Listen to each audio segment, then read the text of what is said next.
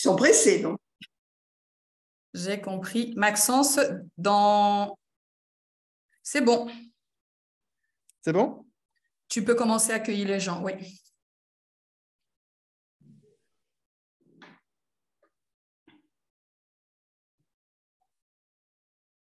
Bonjour, bonjour. Bienvenue. Merci. On vous laisse le temps de vous installer tout doucement. Bonjour, bon après-midi. On espère que vous allez tous et toutes bien. Bonjour. Bonjour. Bonjour. Bonjour. Bonjour. Bonjour à tous. Bonjour tout le monde. Bonjour. Bonjour. Bonjour. Bonjour. Bonjour tout le monde. Bonjour. Bonjour. Bonjour. Bonjour, bonjour. Ça fait plaisir en tout cas de vous recevoir cette deuxième fois en cette année 2023. Donc, on va patienter un petit peu le temps que tout le monde puisse se connecter. Normalement, on attend un peu moins de 100 personnes, mais voilà, je pense qu'on va patienter jusque petite 5 minutes et par la suite, on pourra commencer le temps de laisser les autres se connecter.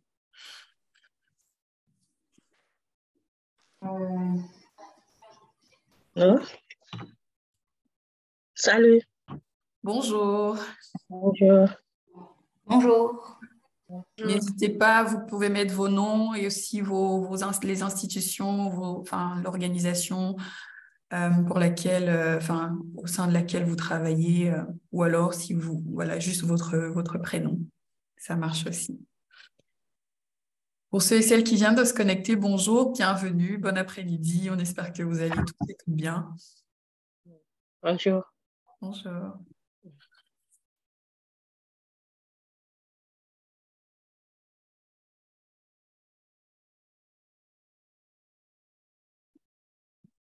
Là, on a déjà 50 personnes. On va attendre encore un petit peu jusqu'à 14h05 et on pourra commencer. Et les autres, voilà, ils prendront le train en marche. Bonjour Aïssata, vous allez bien? Bien. Et sur vous? Ça va très bien, je vous remercie.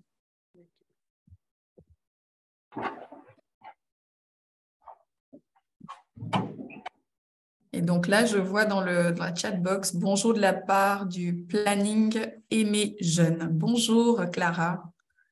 Bonjour au planning. Bonjour Anne-Marie du planning familial de Luxembourg. Bonjour Florence de Frais d'Asile. On est très heureuse de vous accueillir aujourd'hui.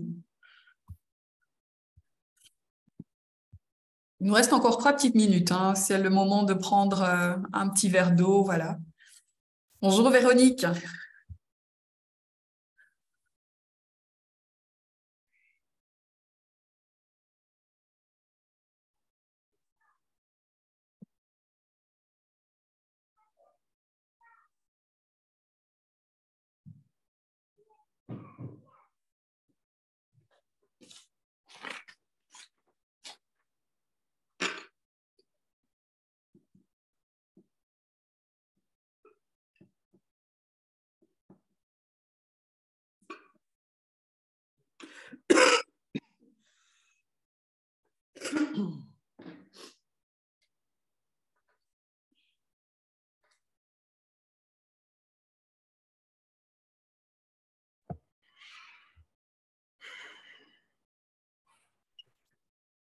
Oh, j'ai eu peur. Je sais pas si.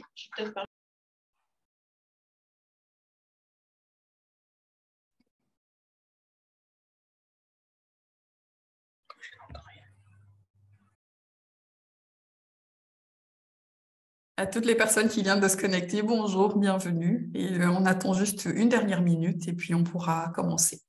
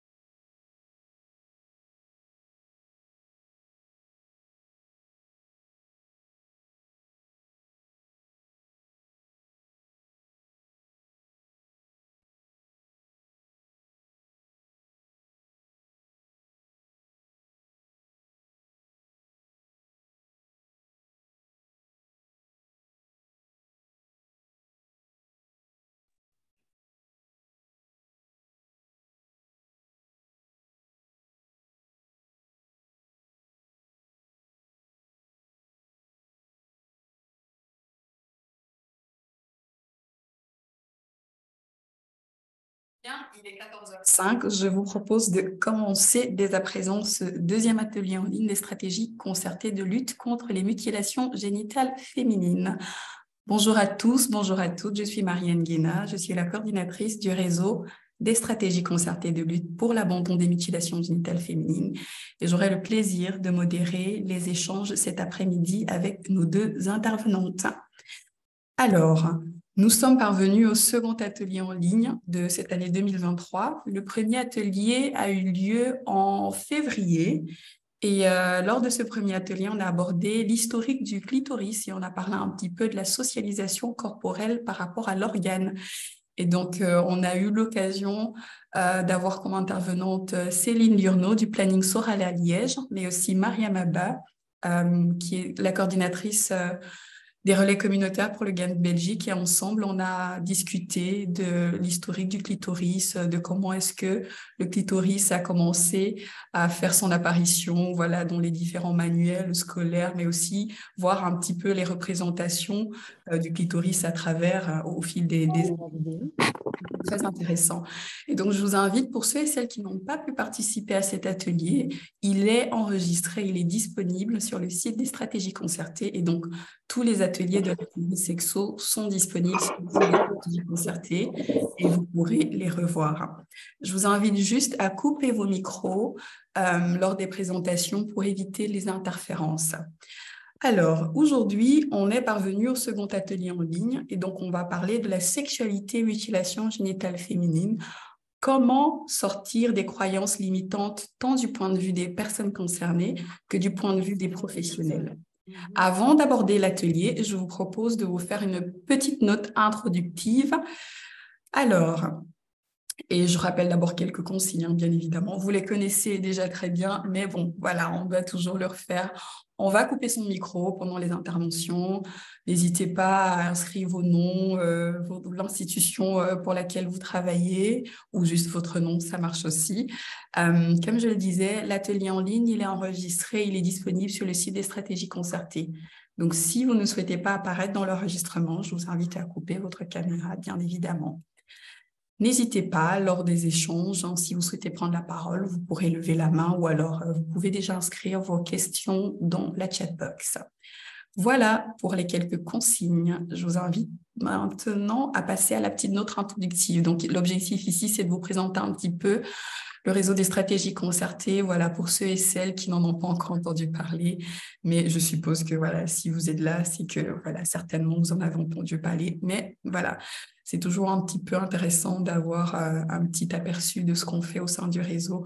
En fait, c'est quoi le réseau des stratégies concertées? Eh ben, c'est un réseau qui rassemble des acteurs et des actrices belges qui sont en contact avec voilà, la population, les personnes concernées par les mutilations génitales féminines. Et historiquement, le réseau a été créé à Bruxelles en 2008 et très récemment en Wallonie en 2019. Et donc, l'objectif de ce réseau, c'était, voilà, de par les constats de départ, il y avait un besoin de coordination des différents acteurs et actrices de terrain qui menaient des actions sur les mutilations génitales féminines. Et donc, c'est de ce fait-là que le réseau est né. Et donc, les objectifs de ce réseau sont principalement d'améliorer la coordination, mais aussi la qualité des différentes interventions des professionnels en région bruxelloise et wallonne, mais aussi de faire connaître les interventions de ces acteurs et actrices aux instances administratives. Alors, voilà pour la note introductive. Donc, si vous n'êtes pas encore membre du réseau, je vous invite à nous rejoindre. Ça vous permet de vous former sur les mutilations génitales féminines, de savoir comment mieux orienter les personnes que vous accompagnez. Ça vous permet de rester informé avec la newsletter et de communiquer sur vos activités autour des mutilations génitales féminines, de vous faire connaître entre voilà, le réseau des acteurs qui travaillent aussi bien en région wallonne qu'en région bruxelloise et faire connaître la démarche de votre structure. Voilà pour la petite note introductive, voilà, du réseau. Alors, il faut savoir que cette année 2023, on a lancé une série d'ateliers en ligne, la série Sexo. L'année dernière, c'était la série Psy. Cette année, c'est la série Sexo.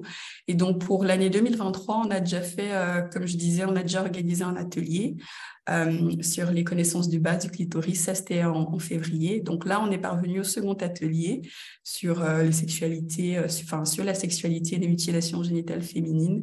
Comment est-ce qu'on sort des croyances limitantes en tant que professionnel, mais aussi du point de vue des femmes concernées. Le troisième atelier aura lieu le 23 mai. Donc voilà, je vous invite à inscrire et à bloquer les dates dans vos agendas. Le quatrième, le 23 mai, on abordera les premières fois et on fera un focus sur les violences sexuelles et leur impact sur la sexualité, notamment pour les femmes concernées par une mutilation génitale féminine. Le quatrième atelier se tiendra le 14 septembre. Bien évidemment, c'est toujours 14-16 heures. Hein. Et donc, voilà, on abordera, ce sera l'occasion d'inviter un groupe de femmes pour vous présenter un manifeste pour une sexualité satisfaisante. C'est un groupe de femmes qui est actuellement accompagné par mes collègues Carolina, ici présente, qui est présente, qui est connectée. Et donc, voilà, on aura le plaisir de découvrir toutes ces démarches de création, d'écriture de ce manifeste par les femmes concernées pour une sexualité satisfaisante. Le cinquième atelier aura lieu le 24 octobre. Et donc, ici, on abordera la place des partenaires dans la sexualité. Et enfin, le sixième atelier se tiendra le 7 décembre et on abordera l'accompagnement dans le cadre de la sexualité agréable et satisfaisante. Donc, voilà pour l'agenda des ateliers de 2023. Sur ce, je vous invite à entrer dans le vif du sujet qui nous rassemble aujourd'hui. Alors, aujourd'hui, nous allons aborder la sexualité et les mutilations génitales féminines. Voilà, c'est la troisième fois que je le dis, hein, sortir des croyances limitantes, tant du point de vue des professionnels que des personnes concernées. Pardon. L'objectif ici, ce serait vraiment de travailler sur comment déconstruire en fait les mythes et les croyances autour de la sexualité, notamment du point de vue des femmes concernées, comment est-ce qu'on accompagne les femmes concernées à déconstruire un certain nombre de mythes autour du clitoris, de la sexualité, mais aussi comment en tant que professionnel on se décentre et comment est-ce qu'on déconstruit ces mythes et ces croyances. Alors, pour cela, aujourd'hui, nous avons deux intervenantes. Nous avons Marie-Jo Bourdin, qui est thérapeute psychosociale à la retraite, qui est ex-directrice adjointe du centre médico-psychosocial Françoise Minkowska à Paris et qui est formatrice en interculturalité et enseignante à l'Université Paris-Descartes. Nous aurons également Diar Yousso, qui est assistante sociale et qui est la nouvelle présidente du GAMS Belgique. Donc voilà pour nos intervenantes. Je vous invite dès à présent à vous partager une vignette. Donc aujourd'hui, on discutera autour d'un cas pratique qui nous a été amené ici par Marie-Jo Bourdin. Alors, un instant, s'il vous plaît. Alors, tac, voilà, la vignette, je vais vous la lire. Il s'agit de Djenaba. Djenaba est une jeune femme de 31 ans. Elle est originaire d'un pays d'Afrique de l'Ouest. Elle a été excisée 4 jours après sa naissance et donc elle n'en garde aucun souvenir. Et elle est arrivée en France à l'âge de 1 an. Elle n'est jamais retournée dans son pays d'origine. Djenaba a 3 sœurs qui sont nées en France et qui n'ont pas été excisées. Par ailleurs, elle apprend son excision lors d'une dispute avec sa mère et en parlera une première fois avec une gynécologue qui lui proposera l'intervention chirurgicale et l'informe qu'elle a une excision de type 2. Djenaba a été opérée dans une clinique sans accompagnement pré- et post-opératoire, psychologique, sexologique. Elle pensait justement que la chirurgie effacerait tout, mais ce n'est pas le cas. Voilà, car même si son copain, précision, un homme européen, pensait qu'ils ont une sexualité normale, Djenaba met cela en doute. Pour elle, elle trouve qu'elle n'est pas comme les femmes occidentales, elle n'est pas normale, elles se sont frigides. J'étais frigide avant l'opération, je le suis après. Et donc, cette vignette a été tirée de l'ouvrage « Les blanches ne sont pas frigides » de Marie-Jo Bourdin. Alors, pour rappel, le type 2, le type 2 pour lequel, le type 2, le type d'excision de Djenaba, c'est ce type. En fait, le type 2, c'est vraiment l'excision, c'est vraiment l'ablation partielle ou totale du clitoris et des petites lèvres ou l'excision, ou avec ou sans, je dirais, l'excision des grandes lèvres. Donc, voilà un petit peu pour la vignette. Voilà, je vous laisse un petit moment de vous imprégner de cette vignette-là. Et je vous pose la question de savoir Comment est-ce que vous auriez réagi face à cette situation? On va prendre 2 petites minutes. Je vous laisse relire la vignette. Voilà. Si vous aviez Djenaba en face de vous, quelle réaction, quelle attitude auriez-vous eu? Est-ce que vous avez encore mon écran? Non.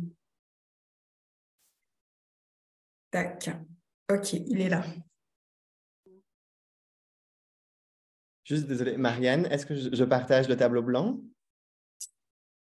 Pour le moment, on va attendre un petit peu. OK, pardon. 2 petites minutes d'abord. On vous laisse le temps de vous imprégner de la vignette et par la suite, on vous invitera à écrire quelque chose, ce qui vous vient à l'esprit comme ça.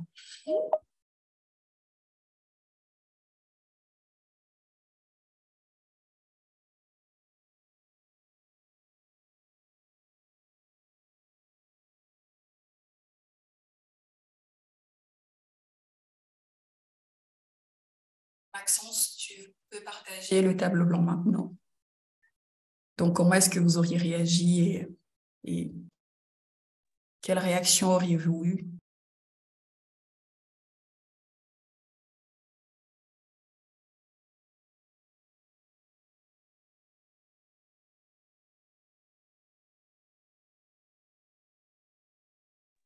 Donc là, vous avez un tableau blanc. En haut à droite, vous avez une petite bulle avec comment, enfin commentaire. Et donc là, vous pouvez ajouter un commentaire.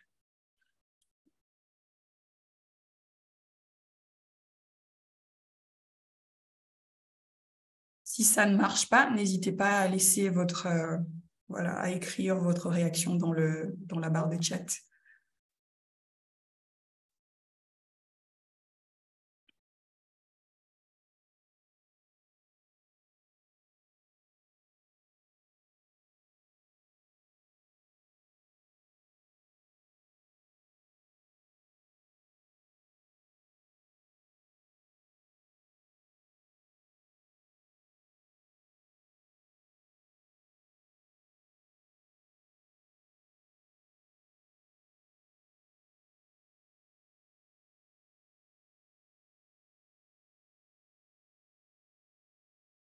Là, je vois dans le chat. Qu'est-ce qu'une sexualité normale déjà? Voilà.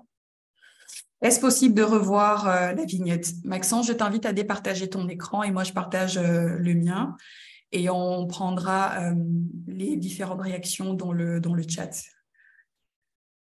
Alors, voici la vignette pour les personnes qui viennent de nous rejoindre. Donc, on a partagé cette vignette avec vous. L'objectif ici, c'est de savoir, si vous étiez en face de Djenaba, quelle réaction vous auriez eue et comment auriez-vous réagi, voilà.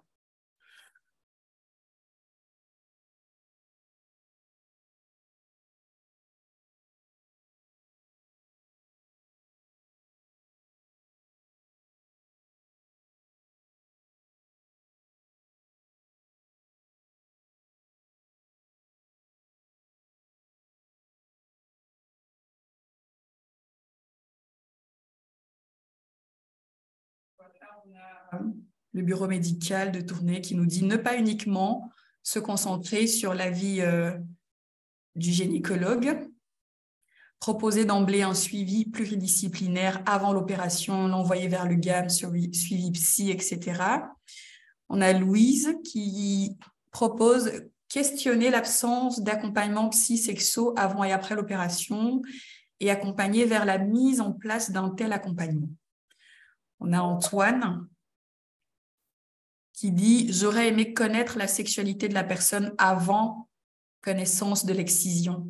Comment elle vivait sa sexualité indépendamment de l'excision. » Véronique, quelle croyance? Qu'est-ce qu'être frigide? Florence, je l'aurais invitée à rencontrer l'équipe de C'est ma vie pour avoir un accompagnement complet avant une opération et qu'elle puisse prendre une décision éclairée.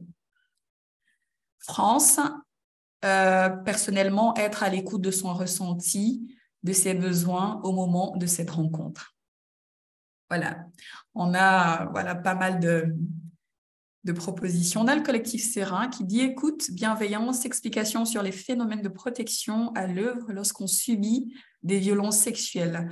L'amener à à se centrer sur les sensations agréables de son corps global et l'intime et intime, expliquer que c'est très individuel.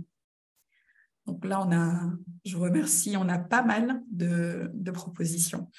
OK, je vous invite alors, je vous remercie, on va clôturer alors pour cette première question ici. Et je vais passer la parole à nos intervenantes, notamment Marie-Jo. Alors, Marie-Jo, quand tu as reçu, là je vais déjà arrêter le partage de mon écran. Alors, tac. Marie-Jo, alors, lorsque tu as reçu Djenaba, comment est-ce que tu peux nous parler de ce cas? C'est vrai que là, je l'ai lu un petit peu. Est-ce que on pourrait avoir toute l'explication de ce cas, Marie-Jo, et comment est-ce que tu as réagi quand tu as été face à Djenaba, pardon. Marie-Jo, je te laisse la parole. Tu peux ouvrir ton micro. Bien, merci pour la question. Bonjour à tout le monde, tous et toutes. Alors, lorsque j'ai reçu cette personne, il faut dire que c'est une patiente qui avait été orientée donc, au centre Minkowska dont tu as parlé, par une psychanalyste pour avoir un avis par rapport à la question de l'excision parce qu'elle ne se sentait pas apte à trop aborder ce sujet. Donc, j'ai vu Djenaba très peu, et puisqu'elle était quand même déjà prise en charge en thérapie. Et donc, quand elle m'explique ça, la première fois, elle m'a parlé un peu de son excision, de sa sexualité avec un compagnon qui trouvait que leur sexualité était tout à fait normale, et elle avait des doutes. Quelqu'un a posé la question comment était sa sexualité avant. Pour elle, il n'y a pas eu grand changement, parce qu'elle avait dans sa tête qu'elle était frigide avant et qu'elle l'était toujours après. Et donc, au deuxième entretien, ce que j'avais un peu compris au premier, j'ai senti que pour elle, la question de la frigidité n'existait pas pour les femmes occidentales. Et donc là, je ne sais pas s'il y a des psys dans le groupe aujourd'hui, mais je suis sortie, on va dire, un peu de l'orthodoxie psy parce que je lui dis, bon, écoutez, on l'appelle Djenaba, bien sûr, j'ai changé. Si je vous comprends bien, ce que vous êtes en train de me dire, c'est que les femmes occidentales, les blanches, comme vous dites, c'est chaque fois qu'elles ont un rapport, et parce qu'elles ont un clitoris, c'est chaque fois le 7e ciel. Et j'ai eu comme ça les bras en l'air, tout un moment, quand j'ai vu ses yeux ronds me regarder, moi j'avais toujours les bras en l'air, et bon, je les ai reposés, il y a eu un moment de silence, et là elle me dit, mais je ne vous crois pas, les blanches ne sont pas frigides, ça n'existe pas chez vous.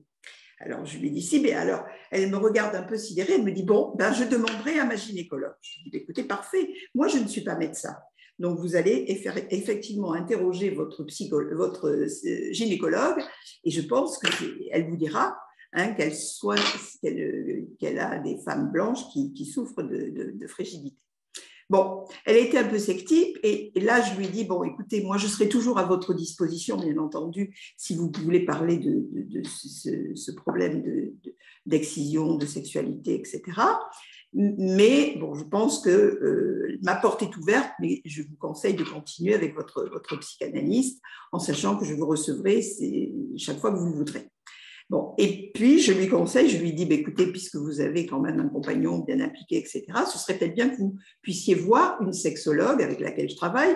Donc, je vais lui donner les coordonnées, et puis elle me dit, oh là là, non, c'est la première fois que je reparle de mon excision, parce que, comme le précisait Marianne, elle n'a pas eu bon, moi, j'ai toujours travaillé avec une prise en charge globale où il y a d'abord le médecin qui dit, bien sûr, si le geste de la chirurgie est faisable, qui informe du type d'excision, parce que les femmes, la plupart du temps, ne savent pas quel type d'excision elles ont. Ensuite, le suivi psychologique et le suivi sexologique. D'ailleurs, il est intéressant de voir qu'arrivé à la sexologie, on aura l'occasion d'en reparler, les femmes renoncent d'elles-mêmes à l'opération, parce qu'on leur met tellement dans la tête que parce qu'elles ne sont pas comme des blanches, ça ne fonctionne pas, etc. Elles y croient. Mais ça, on y reviendra en détaillant plus. Et donc, elle est sortie, puis elle est revenue, me dit, oui, donnez-moi quand même l'adresse de cette sexologue. Donc, je lui ai donné, elle n'a jamais été la consulter.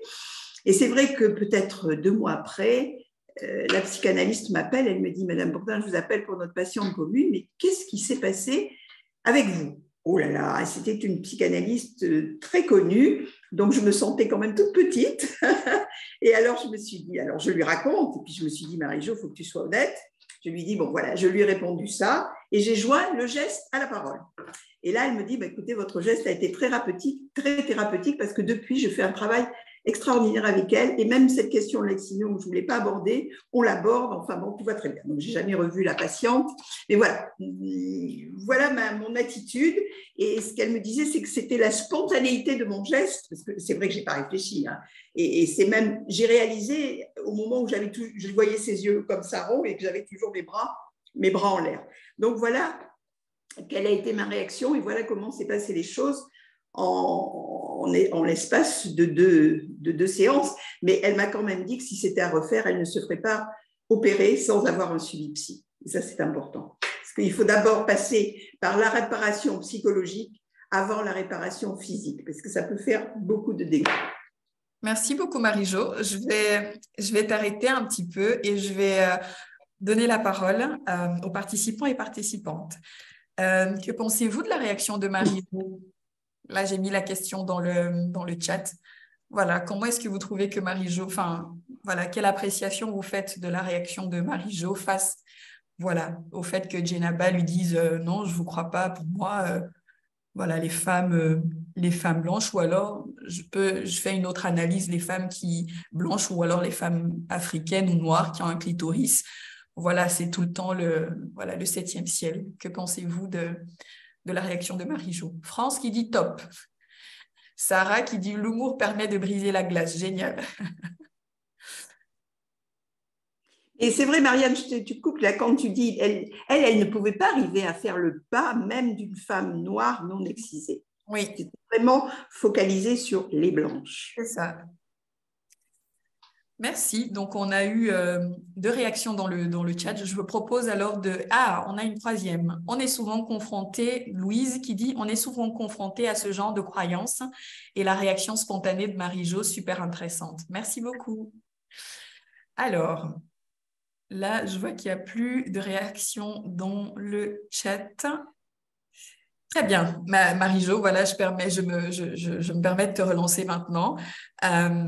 Voilà, finalement, j'ai envie de te dire que met le cas de Djenaba en lumière, en fait. Ben, c'est toute cette question de la normalité, on va peut-être anticiper, de la normalité et de la normalité. Être anormal ou normal. Alors, je crois que quelqu'un au début a dit qu'est-ce qu'une sexualité normale? C'est la bonne question. Il faut s'interroger ce que veut dire normalité en matière de sexualité, parce que quand l'on soit excisé ou pas excisé, on sait que c'est différent d'une femme à l'autre, que c'est très subjectif, hein, et que nous, les occidentales, pour en revenir, c'était pas non plus toujours nos conversations de salon. Je me souviens d'un travail que j'avais fait universitaire et une intellectuelle africaine m'avait dit, mais écoutez, vous, avant mai 68, vous étiez des excisées mentales. Ce qui est vrai, parce qu'on ne parlait pas du tout de ça. L'éclatement de la sexualité, c'était après 68. Bon, c'est vrai que je lui ai répondu qu'on s'en remet quand même plus facilement. Hein.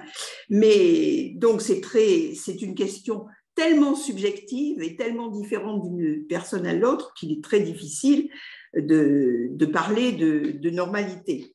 Et pour les femmes, beaucoup de femmes excisées, elles ont ce ressenti de ne pas être normales qu'au moment où elles arrivent en Occident, au moment de leur parcours migratoire. Beaucoup m'ont dit, avant, j'avais l'impression d'avoir une sexualité normale. C'est depuis que je suis en France que je me sens anormale, que je me sens frigide.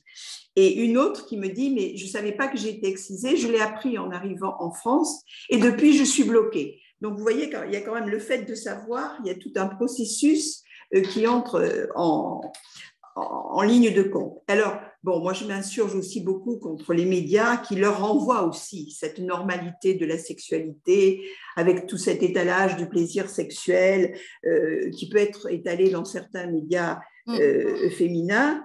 Et donc, elles ont envie, ces femmes souvent, d'adopter ce modèle-là pour être une vraie femme et faire appel à la chirurgie réparatrice. Et ce message d'être une vraie femme, pour moi, est une grande violence. Parce que, qu'est-ce que ça veut dire? Parce que dans leur pays, on leur a dit que pour être une vraie femme et pour être une bonne mère, il faut que les filles soient excisées. Hein? Et ici,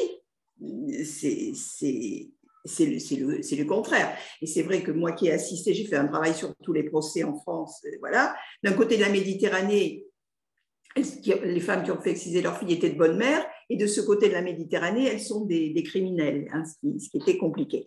Voilà, donc, bon, c'est pour ça qu'il faut, je dis toujours, quand on parle de ce sujet, il faut être d'une extrême et grande prudence, et puis il faut savoir de temps en temps émigrer, nous, de nos propres certitudes. Merci beaucoup Marie-Jo. Ça me permet justement de faire le lien pour introduire Diariou. Diariou, je souhaiterais te poser la même question que met en lumière selon toi le cas de Djenaba. Je te laisse la parole, Diariou. Merci pour la question. Bonjour à tous et à tous. Bon, ici, le cas de Djenaba met en lumière plusieurs choses, mais le plus important ici pour moi, c'est que ce cas montre l'importance de mettre en place un accompagnement holistique qui vise à prendre la personne dans son entièreté, donc dans la charge. Ici, nous pouvons aussi constater que la gynécologue de Djenaba n'a pas tenu compte de plusieurs facteurs, notamment ses origines, l'interculturalité, du fait qu'elle est née en Afrique, mais elle vit en France, le choc aussi émotionnel et psychologique à la découverte de son excision et la rupture de confiance qui peut exister entre la maman et Djenaba, et aussi le sentiment d'appartenance pour moi et d'exclusion qu'elle peut ressentir vis-à-vis de ses sœurs qui ne sont pas excisées, donc qui peut créer une stigmatisation. La question de la sexualité, ou voire encore la notion de plaisir, c'est quoi le plaisir sexuel? Et parce que ici, directement, qu'elle a pris son excision, dans les blanches, elles ont du plaisir. Donc, elle ne peut plus en avoir. Elle se met déjà à l'écart quelque part. Et aussi, on peut aussi soulever le fait que la première solution et la seule solution proposée par le gynécologue était la solution de la chirurgie plastique. Et donc, on se pose aussi la question, est-ce que la chirurgie plastique ou réparatrice est la seule solution ou l'une des solutions? Et aussi, ici, c'est que plus je peux souligner, c'est que le gynécologue a spécialement mis l'accent sur le point de vue physique, donc sur le fait que Djenaba, elle a été excisée et qu'elle a perdu une partie d'elle, et que pour le gynécologue, le fait de subir une intervention pouvait réparer cela sans vraiment tenir compte, comme je le disais tout à l'heure, d'une approche globale. Merci beaucoup, Diariou.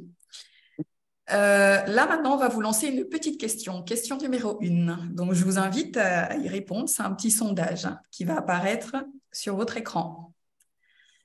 Et donc, justement, on a aussi France qui dit « sans compter sur toutes les violences sexuelles subies lors du parcours migratoire ». Merci, France. Donc là, vous avez une première question. La chirurgie reconstructrice est la seule manière pour une femme concernée par les mutilations génitales féminines de ressentir du plaisir. Je vous invite à y répondre.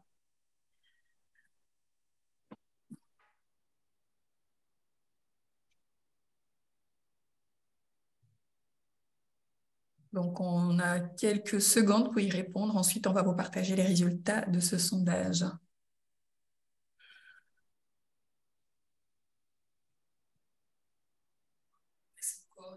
Et ensuite, Maxence, tu peux partager ton écran, s'il te plaît.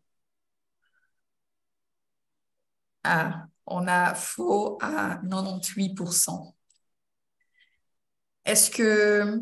Qui parmi vous a répondu faux et qui souhaite partager avec nous pourquoi est-ce qu'il ou elle a répondu faux? N'hésitez pas, vous pouvez ouvrir votre micro et prendre la parole. Moi, je dis que c'est faux parce que ce n'est pas la seule solution. Il faut que l'accompagnement aussi soit là. Si l'accompagnement est là, on peut guérir les maux de la femme sans qu'elle ne subisse la chirurgie plastique. Et quand tu parles de... Aïssata, tu m'entends? Oui, je vous entends. Oui, quand tu parles de l'accompagnement, tu as en tête un accompagnement précis ou Un accompagnement psychologique. Ok, je te remercie. Donc, dans le chat, on a aussi Véronique qui dit le plaisir a son siège dans le cerveau. Ah voilà, donc du coup, ça revient à ce que tu disais, Aïssata. Tout à partir de là devient une zone érogène potentielle. Merci Véronique et merci Aïssata. Très bien. Donc, je propose alors voilà, je vais renvoyer alors la parole à nos intervenantes. Donc, du coup, Marie-Jo, je vais t'adresser la prochaine question. Tout à l'heure, tu parlais de la norme en matière de sexualité voilà, qui est généralement abordée sous différents angles, tels que, si je me réfère à ton ouvrage, hein, comme je vous ai dit, la vignette était issue de l'ouvrage de Marie-Jo sur, voilà, les blanches ne sont pas frigides. Donc, si je me réfère à ça, je me dirais que, la norme en matière de sexualité est souvent abordée sous différents angles, tels que jouir comme une Européenne, être une vraie femme, s'autoriser le plaisir. Est-ce que pour toi, c'est le cas de Djenaba? Le cas de s'autoriser du plaisir? Oui, voilà. Ben, donc ça, moi, je ne l'ai pas suivi assez longtemps pour creuser ça, parce que là, maintenant, il faut déconstruire tout. Enfin, le travail, j'en ai parlé avec la psychanalyste, c'était de déconstruire toute cette idée qu'elle avait, elle, de sa frigidité, de son anormalité, etc. Donc, bon, et je pense que c'est pour ça que ça aurait été intéressant que le couple aille voir cette sexologue je suis sûre qu'il fallait que quelques séances pour un petit peu réguler ça. Mais je pense que ça va être tout à fait possible. Bon, j'ai plus entendu parler d'elle puisqu'elle est parvenue, et la psychanalyste, bon, je lui ai un petit peu donné les grandes lignes sur lesquelles travailler et qu'elle revienne me voir si nécessaire, mais bon, il n'y a pas eu tout ça. Et je voudrais juste revenir, pour ne pas oublier, quelqu'un a parlé dans le chat de violence de l'excision, sans compter, disait-elle, des violences dans le parcours migratoire, bien entendu. Et moi, je dirais même plus, parce que quand on fait l'anamnèse, c'est-à-dire quand on étudie un peu toute l'histoire de ces femmes excisées, bien souvent, on retrouve déjà des violences dans l'enfance, alors que ce soit des violences, des punitions corporelles, comme on peut le voir en Afrique, que ce soit les mariages forcés, qui dit mariage forcé dit viol conjugal, parfois des attitudes incestueuses, ou de l'inceste même.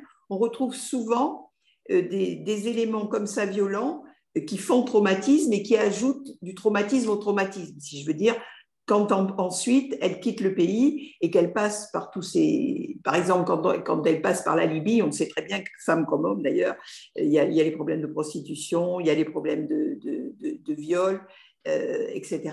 Donc, on ajoute encore du trauma au trauma. C'était la parenthèse par rapport à la question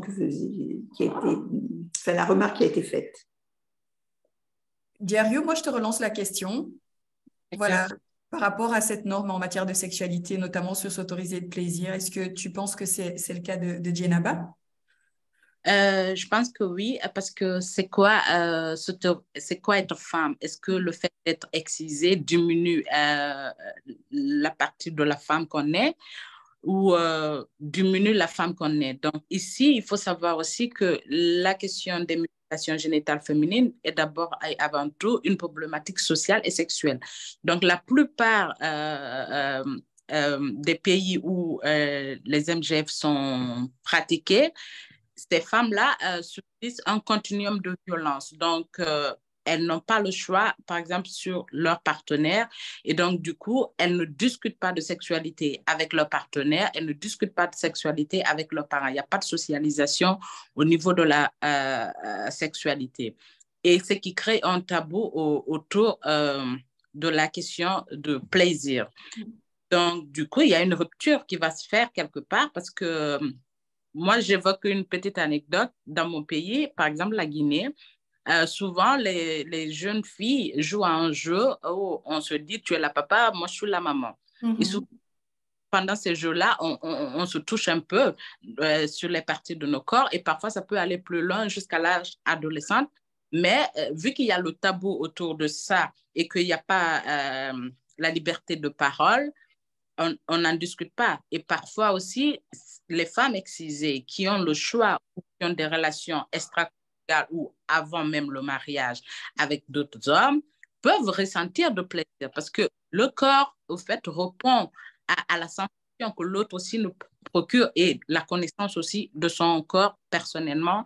Et donc, du coup, avec un mariage forcé, cela ne va pas arranger les choses. Donc, il y a aussi le fait, comme l'a souligné Marie-Jo, le fait de déconstruire les idées reçues sur la question de la sexualité qui est notamment véhiculée par les médias, mais aussi parfois par les partenaires de vie, donc pendant les mariages forcés ou mariages arrangés, et que l'homme, il a eu d'autres expériences avec d'autres femmes. Ils peuvent souvent dire, je le dis parce que j'ai eu des témoignages de femmes concernées et moi-même issue de ces communautés-là, ou parfois ils peuvent te renvoyer, oui, les autres jouissent plus que toi parce qu'elles ne sont pas excisées. Et donc, directement, ce qui va se passer dans la tête de la femme excisée, c'est le manque pour elle, vu qu'elle n'a plus ce clitoris intact, donc elle est privée de plaisir sexuel. Donc, il faut aussi aller à la découverte de son corps, mais pour tout ça, il faut se sentir prête d'abord, parce que quand on a vécu une excision, il faut du temps. Moi, je dis qu'on n'en guérit pas, on apprend à vivre avec. Donc, il faut un suivi préalable avec des professionnels formés par rapport à la sujet des mutilations génitales féminines et savoir aussi où est-ce qu'on situe notre traumatisme par rapport à ce qu'on a vécu pour pouvoir comprendre c'est quoi le plaisir sexuel. Peut-être que le plaisir ne vient pas seulement du clitoris, donc le plaisir diffère d'une personne à l'autre. Merci Diariou, merci Marie-Jo. Oui, Marie-Jo, tu voulais rebondir, je te laisse la parole. Oui, je voudrais peut-être, vu ce qu'a dit Diariou, en fait, le fait de ce sujet tabou, effectivement, le plaisir, c'est une question taboue, même le plaisir solitaire, etc. Parce que cette zone clitoridienne, donc cette zone qui a été blessée, c'est une zone, on évite d'en parler. Hein. On évite d'en parler, on évite soi-même de toucher, de regarder. On évite aussi que son partenaire, quel qu'il soit, regarde et touche. Hein. C'est vraiment une zone, la zone elle-même est tabou. Hein. Donc, il y en a même qui évitent de parler du sujet de l'excision et de la sexualité. Hein. C'est un sujet dont c'est une conduite d'évitement. Hein. C'est ce qu'on appelle un mécanisme de défense en psy. On évite de parler de sexualité pour ne pas parler de cette zone qui a été blessée, qu'on ne peut pas toucher. Et c'est vrai que c'est compliqué parfois parce que ce traumatisme, parce que l'excision est un psychotraumatisme et un traumatisme sexuel, il peut y avoir un réveil de ce traumatisme à différents moments de la vie. Par exemple, ne serait-ce qu'un examen gynécologique qui remet en position d'écartement, hein, les pieds dans les étriers, peut réveiller le traumatisme, le moment de l'accouchement. Il y a certains moments propices au réveil de ce traumatisme. Et Dariatou a parlé aussi de ce manque. Hein. Effectivement, donc, une fois qu'on apprend, parce qu'on apprend de différentes manières, on pourra peut-être y revenir, j'ai des exemples assez cuisants de façon dont on apprend qu'on a été excisé quand on ne le sait pas et quand on l'apprend dans le cadre de l'immigration. Parce qu'après, il faut se construire, mais se construire sur un manque. Hein. C'est donc une position très subjective là aussi, c'est-à-dire que je ne suis pas comme les autres, sous-entendu les occidentales, hein, ou celles qui ne sont pas excisées, qui sont africaines et pas excisées. Donc, on n'est pas normal. Et donc, c'est toute une construction sur la normalité, hein, pas là en deux mots, mais en L', la normalité, hein, au regard des autres. Hein. Alors, tout ça, ça renvoie bien sûr à l'insatisfaction, à la frustration, je suis frigide, à la colère parfois, hein, face à cet universel idéal, hein, qui est que c'est parfait pour les occidentales et donc les blanches ne sont pas frigides, pour en revenir à cette question. Hein.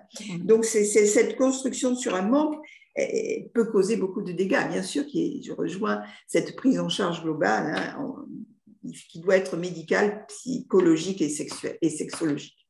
Merci Marie-Jo, merci Diario pour ces précisions, notamment sur voilà, toute la question de la norme en matière de sexualité, voilà, qui est souvent véhiculée à travers les médias. Merci aussi pour les précisions au niveau voilà, du tableau de la question des questions de sexualité, voilà, voilà, du manque de choix. Enfin, on n'a pas, certaines femmes concernées n'ont pas le choix de leur partenaire, mais aussi le fait que la sexualité soit souvent vécue de manière violente, voilà, dans le cadre de mariage, de mariage arrangé ou de mariage forcé. Et donc, voilà, donc ça met en lumière également toutes les questions de viol conjugal. Alors, je propose de passer à la seconde question, le second sondage. Donc, question numéro 2, s'il vous plaît. Maxence.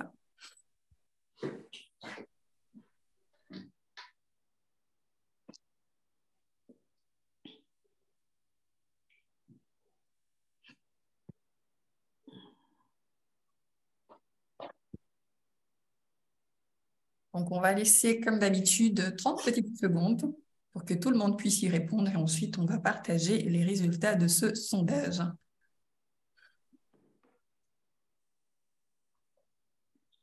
Et puis, on a Sarah qui nous dit dans le chat, la norme de la sexualité me fait penser à la norme de la beauté.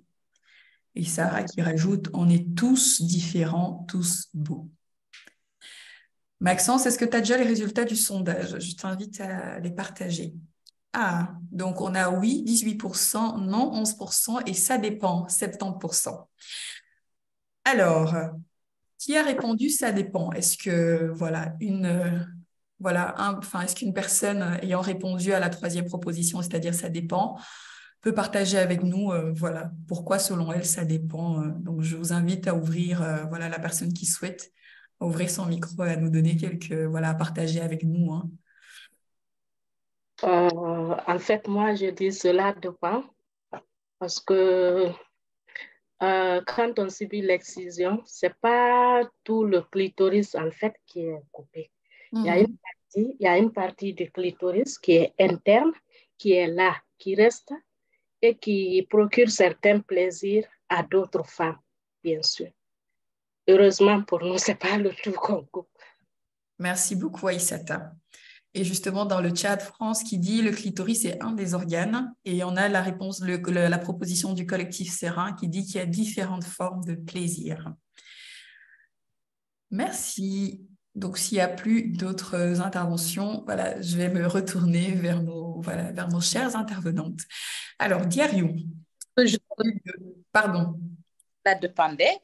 Le clitoris a pour fonction le plaisir, c'est vraiment sa véritable fonction, mais ça dépend d'une personne à l'autre. On n'éprouve pas tout le plaisir au même niveau.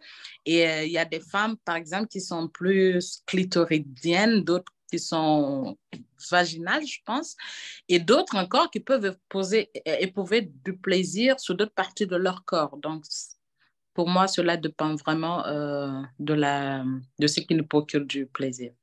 Alors, je rajouterais en disant, ça dépend aussi justement parce que voilà, le clitoris est certes une zone érogène, mais voilà, il n'est pas le seul endroit du corps voilà, qui, stimulé, peut procurer du plaisir. Voilà, on a les éclairs de plaisir qui peuvent aussi naître voilà, de la stimulation pardon, des seins, du cou, des pieds, bref, de plein d'autres parties du corps.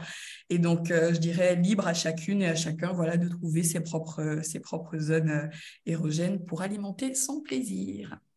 Et donc, je rebondis justement vers toi encore, Diariou. Enfin, c'est vrai que dans les ateliers en ligne, je fais pas mal de bons, mais c'est le fait d'être derrière un écran, voilà, qui me donne cette envie-là. Diariou, je reviens à notre vignette. La prise de conscience de la réalité de l'excision lors de la migration, par exemple, a aussi des grandes conséquences. Une femme peut avoir une sexualité satisfaisante, je pense qu'une personne l'a dit dans le chat, en ignorant l'existence de l'excision et ensuite présenter des difficultés, si on revient au cas de Djenaba.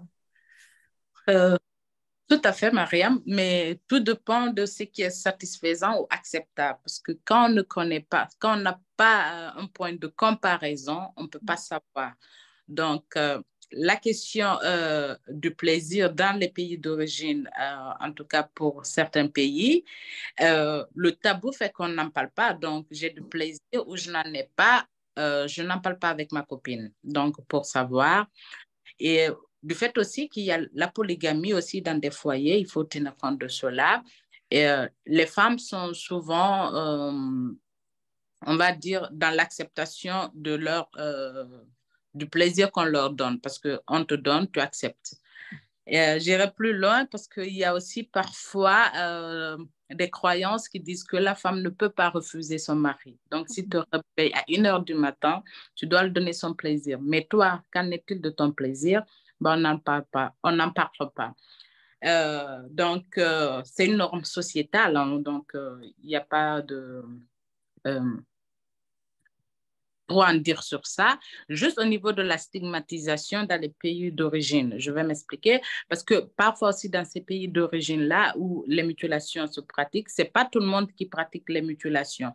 Donc parfois, celles qui ne sont pas excisées peuvent demander à l'être parce qu'elles ont envie d'appartenir à la norme sociétale, entre guillemets, et parfois les familles aussi qui sont émancipées ou intellectuelles pour protéger leur petite fille de l'excision peuvent dire qu'elles ont été excisées juste pour le protéger. Donc, tout dépend de comment on perçoit, en tout cas, sur quel côté on se retrouve. Mais par rapport au pays d'accueil, c'est là où les choses se compliquent parce que là, on rencontre d'autres femmes aussi de différentes cultures, de différents pays. Et là, on découvre, parce que c'est ce qui arrive aussi hein, souvent quand on arrive, notamment en Belgique, les demandeuses d'asile, directement, on nous parle d'excision. Mais souvent, l'excision, on ne sait même pas que c'est la raison du départ. Alors là, on se retrouve face à un bilan et on découvre tout ce qu'on a perdu ou tout ce qu'on n'a plus. Donc, pour revenir juste sur cet exemple-là, moi, je me rappelle ce que j'avais ressenti comme enfant. Ce que je me disais souvent, c'était dans les toilettes des femmes. Lorsque je rentrais dans une toilette et que je voyais une femme blanche, entre guillemets, ressortir des toilettes ou rentrer des toilettes, j'imaginais à quoi ressemblait un clitoris intact d'une. Donc ça, c'était la question que je me posais. Et donc, du coup, parfois, on se stigmatise et les autres aussi nous stigmatisent. Parce que quand on sait qu'il y a une adulte qui a été excisée, on peut aussi se demander à quoi elle ressemble, à quoi ressemble son sexe. Cela peut créer la perte de confiance de soi, donc de sa personne, le fait de se sentir différente. Donc, tout à l'heure, Marie-Jo expliquait le fait de déconstruire le mythe et les croyances autour du clitoris. Je trouve que c'est tout à fait l'une des étapes. Lorsqu'il y a un suivi déjà préétabli avec, par la suite, un accompagnement qui se fera, l'exercice du miroir peut être un bon début parce que souvent, on ne se regarde pas, souvent, on ne connaît pas son corps. Moi, pour ma part, jamais je n'avais regardé cette partie de mon corps jusqu'à j'avais participé à des ateliers d'expression corporelle avec le GAMS en 2012. Après 3 séances, je me sentais quand même suffisamment confiante et j'ai fait cet exercice-là. Et d'où aussi, pour rebondir par rapport à ce que Marie-Jo disait tout à l'heure, parfois le traumatisme peut revenir à une autre période de la vie d'une femme qui a été excisée. Moi, ça a été mon cas lors de mon accouchement. J'ai revu des épisodes de mon excision pendant l'accouchement. Donc, pour la petite anecdote, j'ai une épisiotomie. Et la dernière fois, ma kiné me demandait si j'avais regardé. Je lui ai dit non. Je n'ai pas regardé. C'est quelque part un sentiment de refouler ce qui s'est passé. Et donc, chaque personne, parce que j'aime le souligner aussi, dans l'accompagnement des femmes qui ont subi une mutilation, souvent, il faut sortir de ses propres croyances, même si on a accompagné plusieurs femmes. Il faut savoir que chaque individu est différent et que chaque femme est différente et laisser la place à la personne concernée, savoir vraiment qu'est-ce qu'il faut mettre en place avec elle et comment l'accompagner, qu'elle soit actrice de son changement ou de sa construction ou de sa reconstruction. Je pense que cela est très important. Donc, c'est Merci. Merci beaucoup à Diariou. Merci pour toutes ces précisions. Alors, je vous invite à répondre au prochain sondage. Troisième question, Maxence, s'il te plaît. L'excision est le facteur premier qui impacte négativement la sexualité.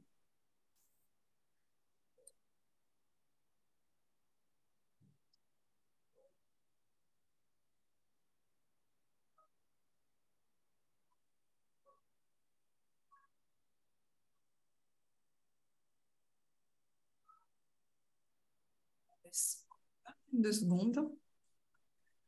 Et ensuite, on partagera les résultats.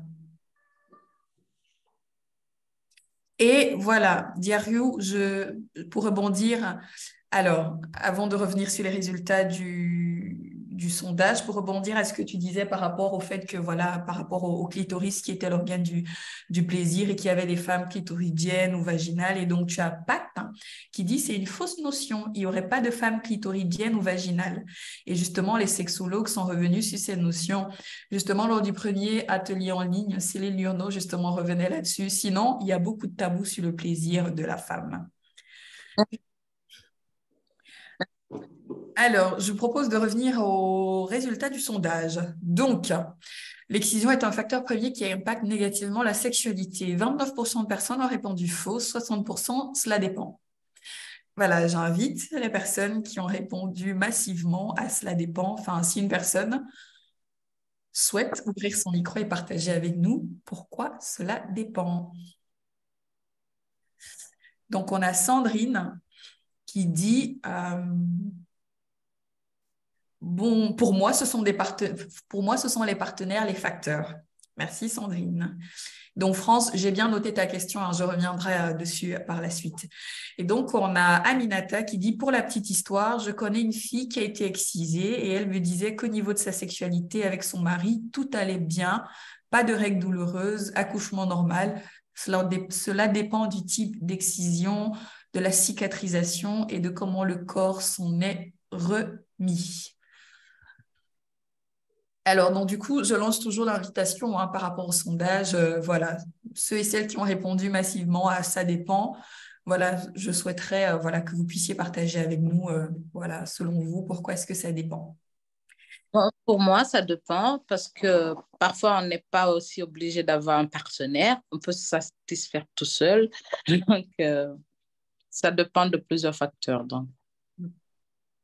Merci. Et donc, on a Antoine, pardon, je vais t'appeler par ton nom de famille, qui dit comme dit préalablement, l'aspect est multifactoriel et différent selon chaque personne. Alors, d'autres propositions? Ceux et celles qui ont répondu, ça dépend. Voilà, en plus de ce qui a été déjà dit. Alors, Isabelle, oui, Isabelle, vas-y Isabelle, allez-y, pardon. Excusez-moi de vous tutoyer. Je vous laisse la parole, Isabelle. Je pense que ça revient à tout ce qui a été dit précédemment. C'est que comment est-ce qu'on apprend le sexe? Est-ce qu'on a des notions un peu avant? Est-ce qu'on a des notions de comparaison? Est-ce qu'on peut en parler? En fait, comme ça a été dit précédemment, je pense que c'est toujours le problème de la comparaison qui pose problème.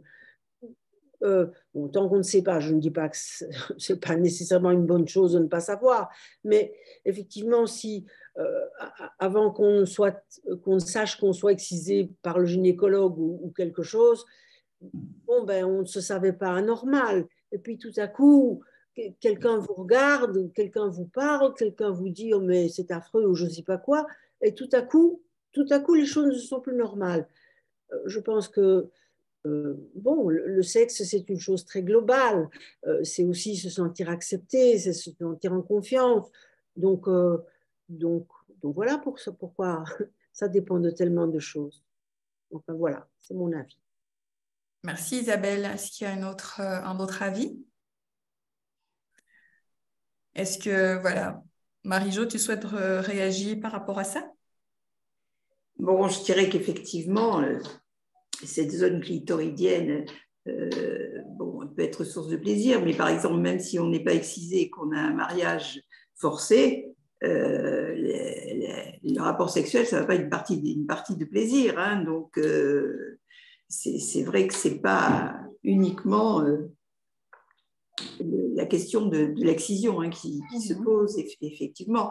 Et c'est vrai que cette notion aussi de vaginale et clitoridienne, bon, les sexologues ont démenti ces deux aspects, mais c'est vrai que pendant tout un temps, les femmes africaines qui se sentaient stigmatisées, comme on l'a dit, etc., se défendaient en disant « mais nous, vous, peut-être les occidentales, vous êtes des clitoridiennes et nous, on est des vaginales ». C'est une manière aussi de défendre leur propre sexualité. Et voilà. Moi, je dirais que pour la troisième question, sur le troisième sondage, l'excision est un facteur premier qui impacte négativement la sexualité. Je dirais faux et ça dépend. Parce que pour moi, une femme excisée, c'est d'abord une femme victime de violence et qu'en effet, souvent, je pense que Dierry, tu l'as dit, hein, souvent une femme ayant connu une excision connaît de nombreuses autres violences de genre. Tu parlais de mariage forcé, des viols, des violences conjugales et bien d'autres. Et donc, ce continuum de violence-là, justement, peut engendrer des insatisfactions, je dirais, dans la sexualité. Et donc, certes, l'excision peut impacter la sexualité de manière négative, tout comme autre événement, hein, du parcours de la femme. Ça peut être des événements qui ont été cités préalablement. Et donc, c'est pas forcément le premier facteur, mais à l'égard, en consultation, il y a de nombreuses femmes justement qui disent ressentir plus de conséquences de leur mariage forcé et que de l'excision en elle-même. Et donc, là, dans le cadre d'une recherche qu'on a fait sur un diagnostic communautaire à Bruxelles aussi, sur les besoins et demandes en matière de sexualité, droits sexuels et reproductifs des femmes concernées par une mutilation génitale féminine. Et donc, il y avait aussi cet aspect-là qui revenait sur le fait que l'excision impactait de manière négative la sexualité, mais pas que. Et donc, il y avait plein d'autres facteurs qui rentraient en jeu comme préalablement cités.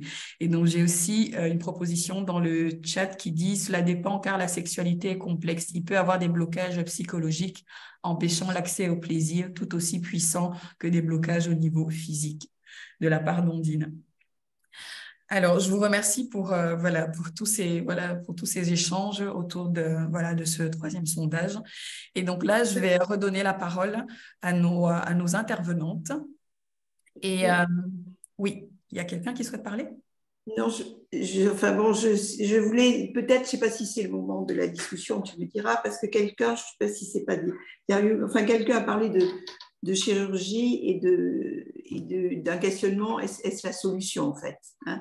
Alors, je ne sais pas si on peut en parler peut-être un petit peu maintenant. Je peux te laisser alors, je te laisse la parole, Marie-Jo. Donc, parce qu'effectivement, on commence, je ne sais pas en Belgique, mais en France, presque parfois à banaliser cette intervention chirurgicale, qui est pour les chirurgiens quelque chose de très simple, effectivement, un acte chirurgical simple, mais bon, il faut faire attention et être prudent. Moi, j'ai ce mot tout le temps en bouche quand je parle de ce problème d'excision, parce que c'est pas la solution miracle et c'est pas la solution incontournable.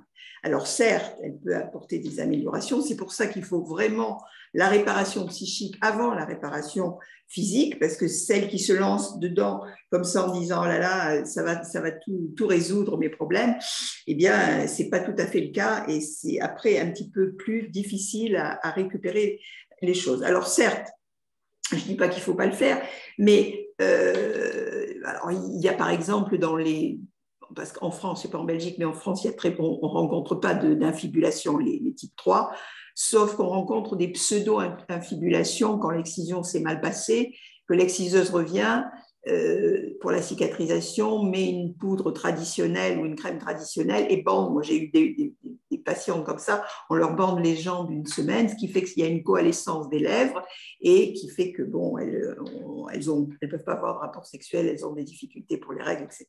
Donc là, effectivement, le geste chirurgical est tout. Il faut faire une incision une ouverture vaginale. Bon, après, ce que le chirurgien trouve dessous, il nécessitera une chirurgie plastique ou pas. Mais enfin, voilà. Donc, il faut proposer cette opération avec une grande prudence, parce que le résultat, elles attendent beaucoup, en général, hein, de ce sexe qu'on idéalise, qu'on fantasme, qu'on se représente, etc. Et parfois, elles peuvent être déçues parce que les chirurgiens eux-mêmes disent on ne peut pas connaître le résultat. Et des fois, il y a un gros bourgeon qui apparaît, on ne peut plus revenir derrière. Enfin bon, moi, j'ai une patiente qui me disait mais c'est toujours rose, quand est-ce que ça va devenir noir? Bon, moi, je n'avais pas de réponse à ça, bien entendu. Même les gynécos me disent non. Alors, je dis il faudrait peut-être demander à des dermatos. Bref, enfin, il y a beaucoup de questionnements qui arrivent après. Et donc, c'est pour ça que c'est important, cette prise en charge, Yariou y a beaucoup insisté, globale, c'est-à-dire entre les 3 praticiens, chirurgiens, psy et sexo, en donnant le même temps à chaque thérapeute et qu'elle fasse tout le parcours. Et c'est pour ça que c'est intéressant de voir que c'est à ce moment-là que certaines renoncent à l'intervention parce qu'elles s'aperçoivent que bien qu'étant excisées, ce sont les sexologues hein, qui nous ont appris ça, elles peuvent avoir du plaisir. Merci Marie-Jo. Je dis que c'est... oui, Diariou, pardon, excuse-moi. Je t'ai coupé en pleine envie d'intervention. Je te laisse parler.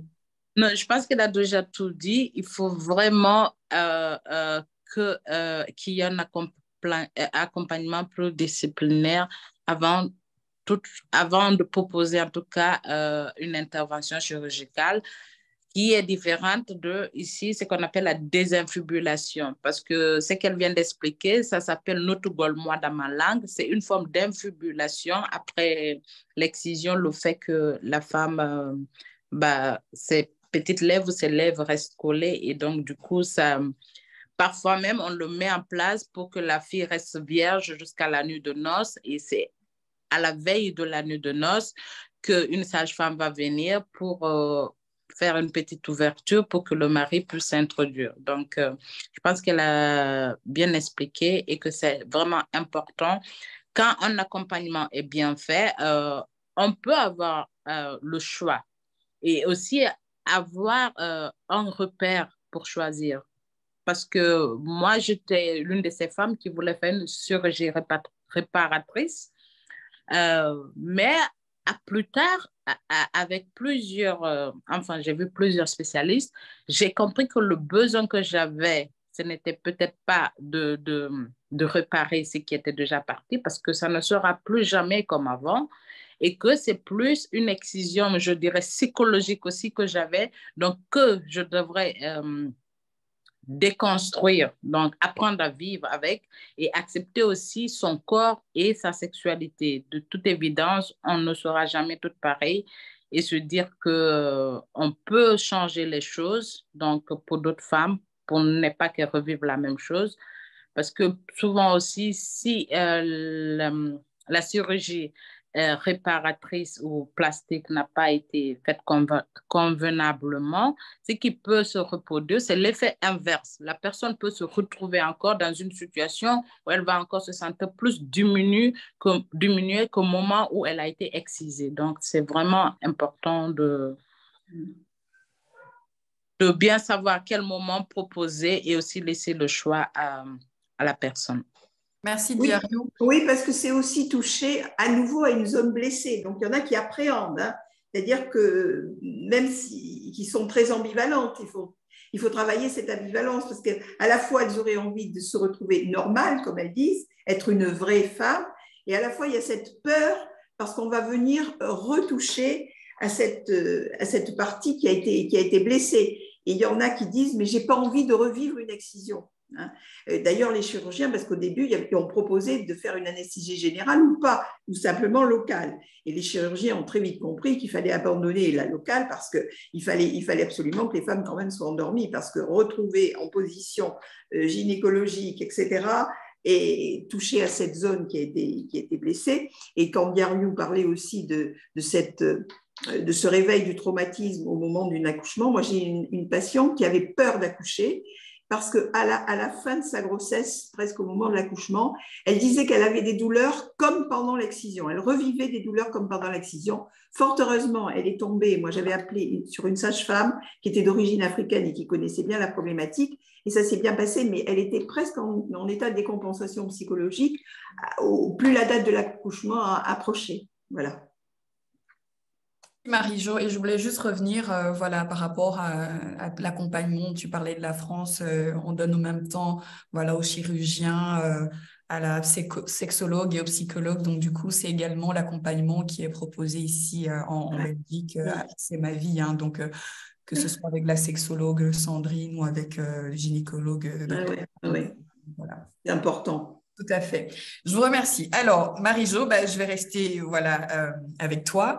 Tout à l'heure, tu parlais de la question de la normalité sexuelle qui est véhiculée par les médias. Est-ce que tu penses que c'est quelque chose qui aurait pu impacter Djenaba, d'où sa demande de reconstruction? Alors, elle, je ne sais pas du tout comment elle en est venue, parce que je l'ai trop peu vue arriver à la chirurgie. Je crois que c'est elle-même qui, d'après ce qu'elle m'avait dit, qui avait été chercher sur Internet tout ce qui était en lien et qui avait découvert qu'il y avait cette opération possible et qu'il l'a trouvée donc dans une clinique qui n'était pas du tout connue sur Paris, puisqu'on connaissait tous les lieux où se pratiquait cette réparation chirurgicale, et c'était dans une clinique privée et bon, où elle a vu ni psy, ni sexologue, ni personne, quoi. Donc voilà, pour elle, une fois réparée, ça allait être... Il y en a qui attendent une solution un peu miraculeuse. Hein.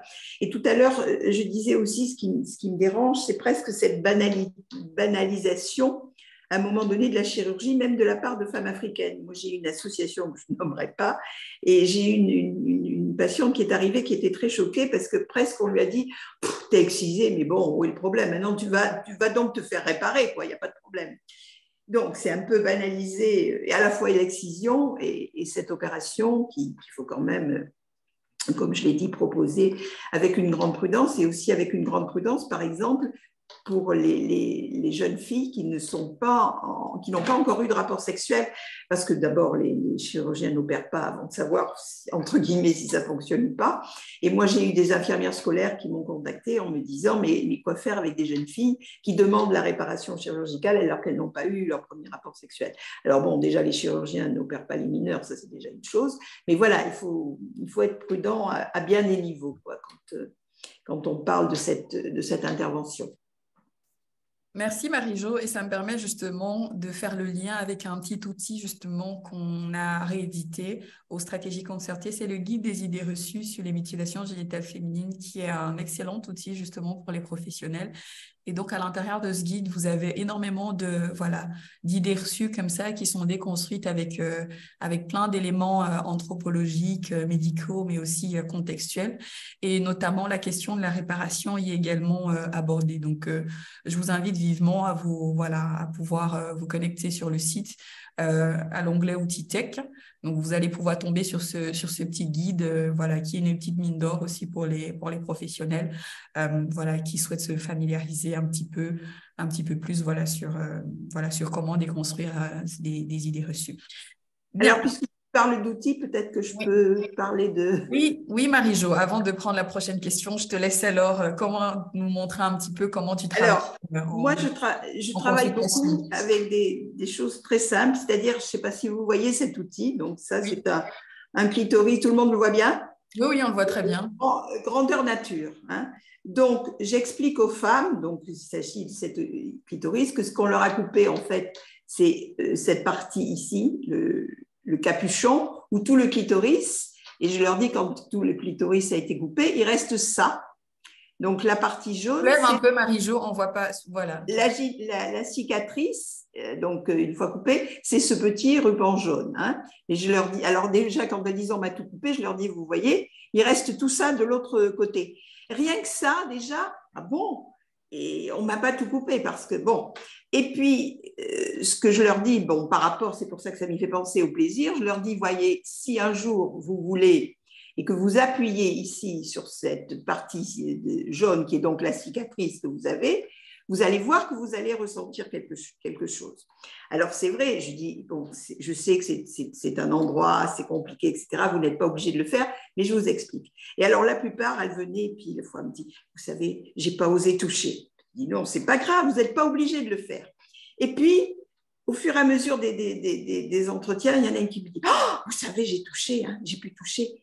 Et alors, j'ai senti quelque chose, mais c'était comme, c'est rien. Hein. Alors après, bien sûr, je passe le relais au sexologue, je ne suis pas sexologue et je le sais, mais rien que ça, vous voyez, de leur expliquer, déjà leur dire que, bon, tout couper, non, parce qu'il reste tout ça, c'est très important. Et je racontais à Mariana qu'une fois, je l'avais sur mon bureau, et j'ai reçu une patiente qui venait d'être opérée. Donc, depuis 3 jours, alors elle marchait encore comme ça, puis elle me dit, mais Madame Bourdin, c'est quoi là ce truc que vous avez sur votre bureau? Alors, du coup, je lui explique et je lui dis, je vais vous expliquer ce que le chirurgien a fait parce que, voilà, alors je lui dis, voilà, vous avez été excisé. Je lui dis, le chirurgien, il a fait une incision ici, il a remonté un petit bout d'ici, un petit bout de là pour vous reconstituer votre clitoris.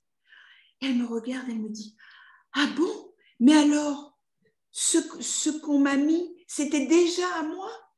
Vous voyez l'importance déjà. Elle était persuadée et elle se posait des tas de questions qu'elle n'avait pas d'ailleurs osé demander au chirurgien, de savoir qu'est-ce qu'on avait bien pu lui mettre pour lui refaire un clitoris. Et alors elle me dit, mais pourquoi le docteur il m'a pas dit des choses avec vous? C'est tellement simple. J'ai bien compris. Donc j'ai beaucoup parlé avec ce chirurgien qui maintenant utilise ça. Et il me dit, tu sais, tu as bien fait parce que maintenant c'est devenu d'une simplicité parce qu'il leur faisait des schémas, des trucs. Mais c'est pas pareil, ça c'est très concret, ce petit mannequin. Et il me dit, justement, il y en a une qui lui a dit au moment où il lui a dit, bon, mais maintenant vous avez fait tout le circuit, etc. Vous avez vu la psy, tout le monde est d'accord. Il y a une décision collégiale pour opérer entre les 3 thérapeutes.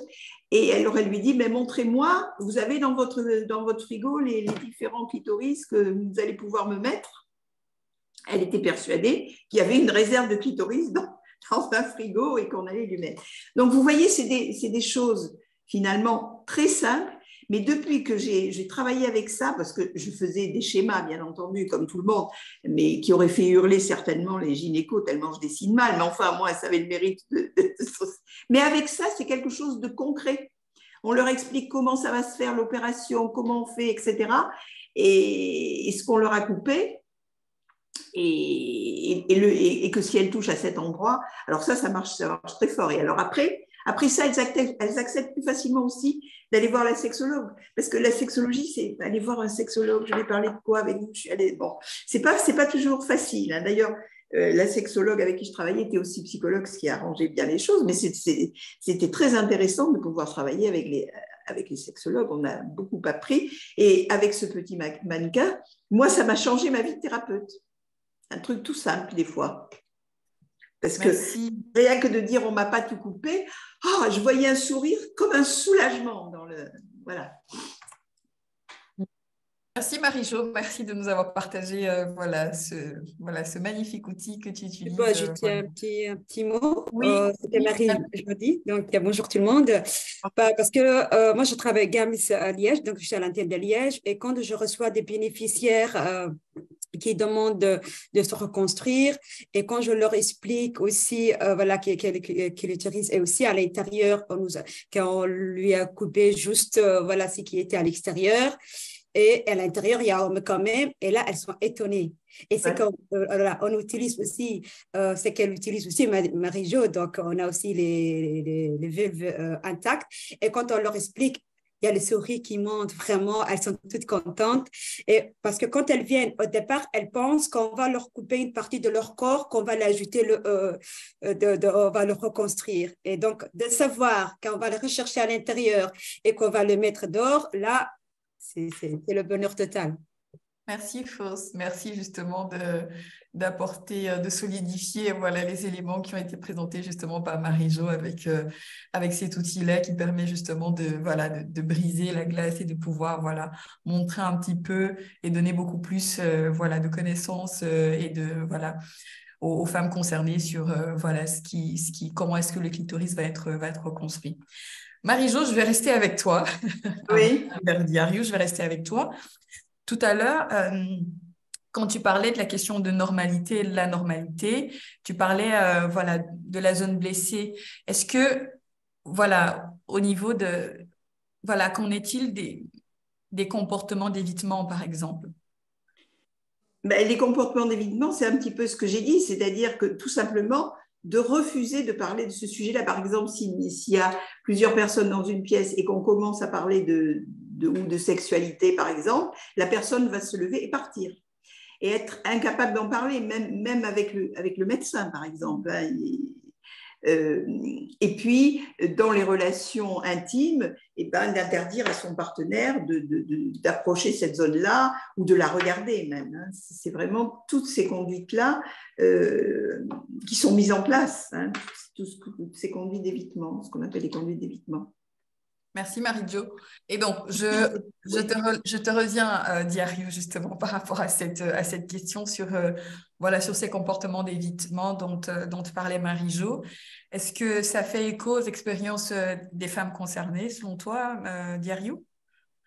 Oui, beaucoup de femmes concernées se retrouvent dans le descriptif que Marie-Jo nous a fait par rapport au fait de ne pas parler de sexualité, de sortir de la pièce, ou encore le choix des médecins, si c'est des femmes ou c'est des hommes. Mais j'aime aussi souligner qu'il faut prendre le 1% de ces femmes-là qui aussi développent un mécanisme de protection contre, par exemple, les sages-femmes, parce que souvent, dans plusieurs pays, pas dans tous les pays, parce qu'on sait que les mutilations ne se font pas qu'en Afrique, ça se fait aussi dans d'autres pays à travers le monde, mais souvent, dans certains pays africains, c'est des femmes qui excisent.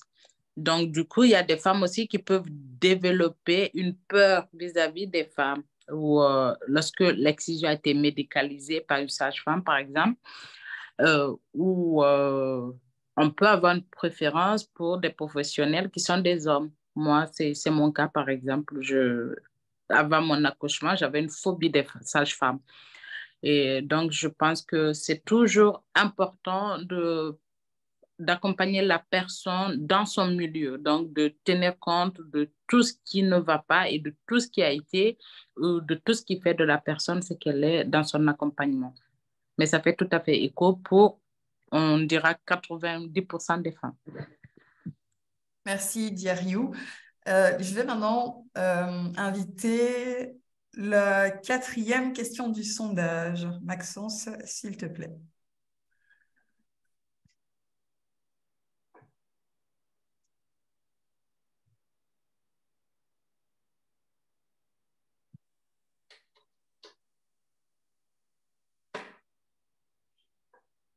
Waouh, on a plein d'interventions dans le chat. Justement, on a France qui disait d'où l'importance d'expliquer les différences dans le métier. Je travaille avec un gynéco-homme référent MGF et d'origine africaine. C'est ce sujet hyper important.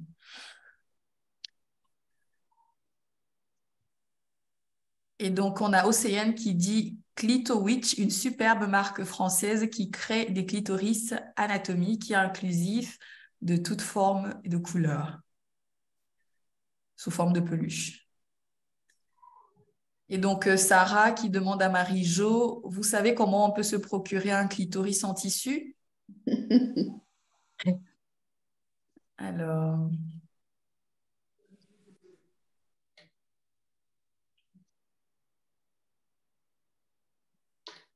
Et donc, on a Antoine qui dit, en plus, dans certains cas, la chirurgie réparatrice peut être intrusive, voire traumatique, sans accompagnement holistique. Tout à fait.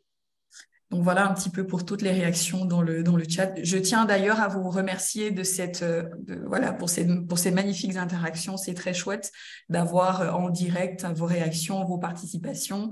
Voilà, c'est très chouette. Alors, la 4e question, les femmes intactes ont une vie sexuelle plus épanouie que les femmes qui ont été excisées. Faux à 93%.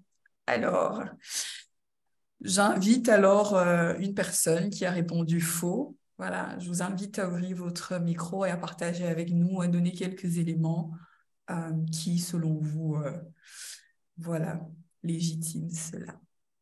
n'hésitez pas, vous ouvrez le micro et vous prenez la parole sans protocole.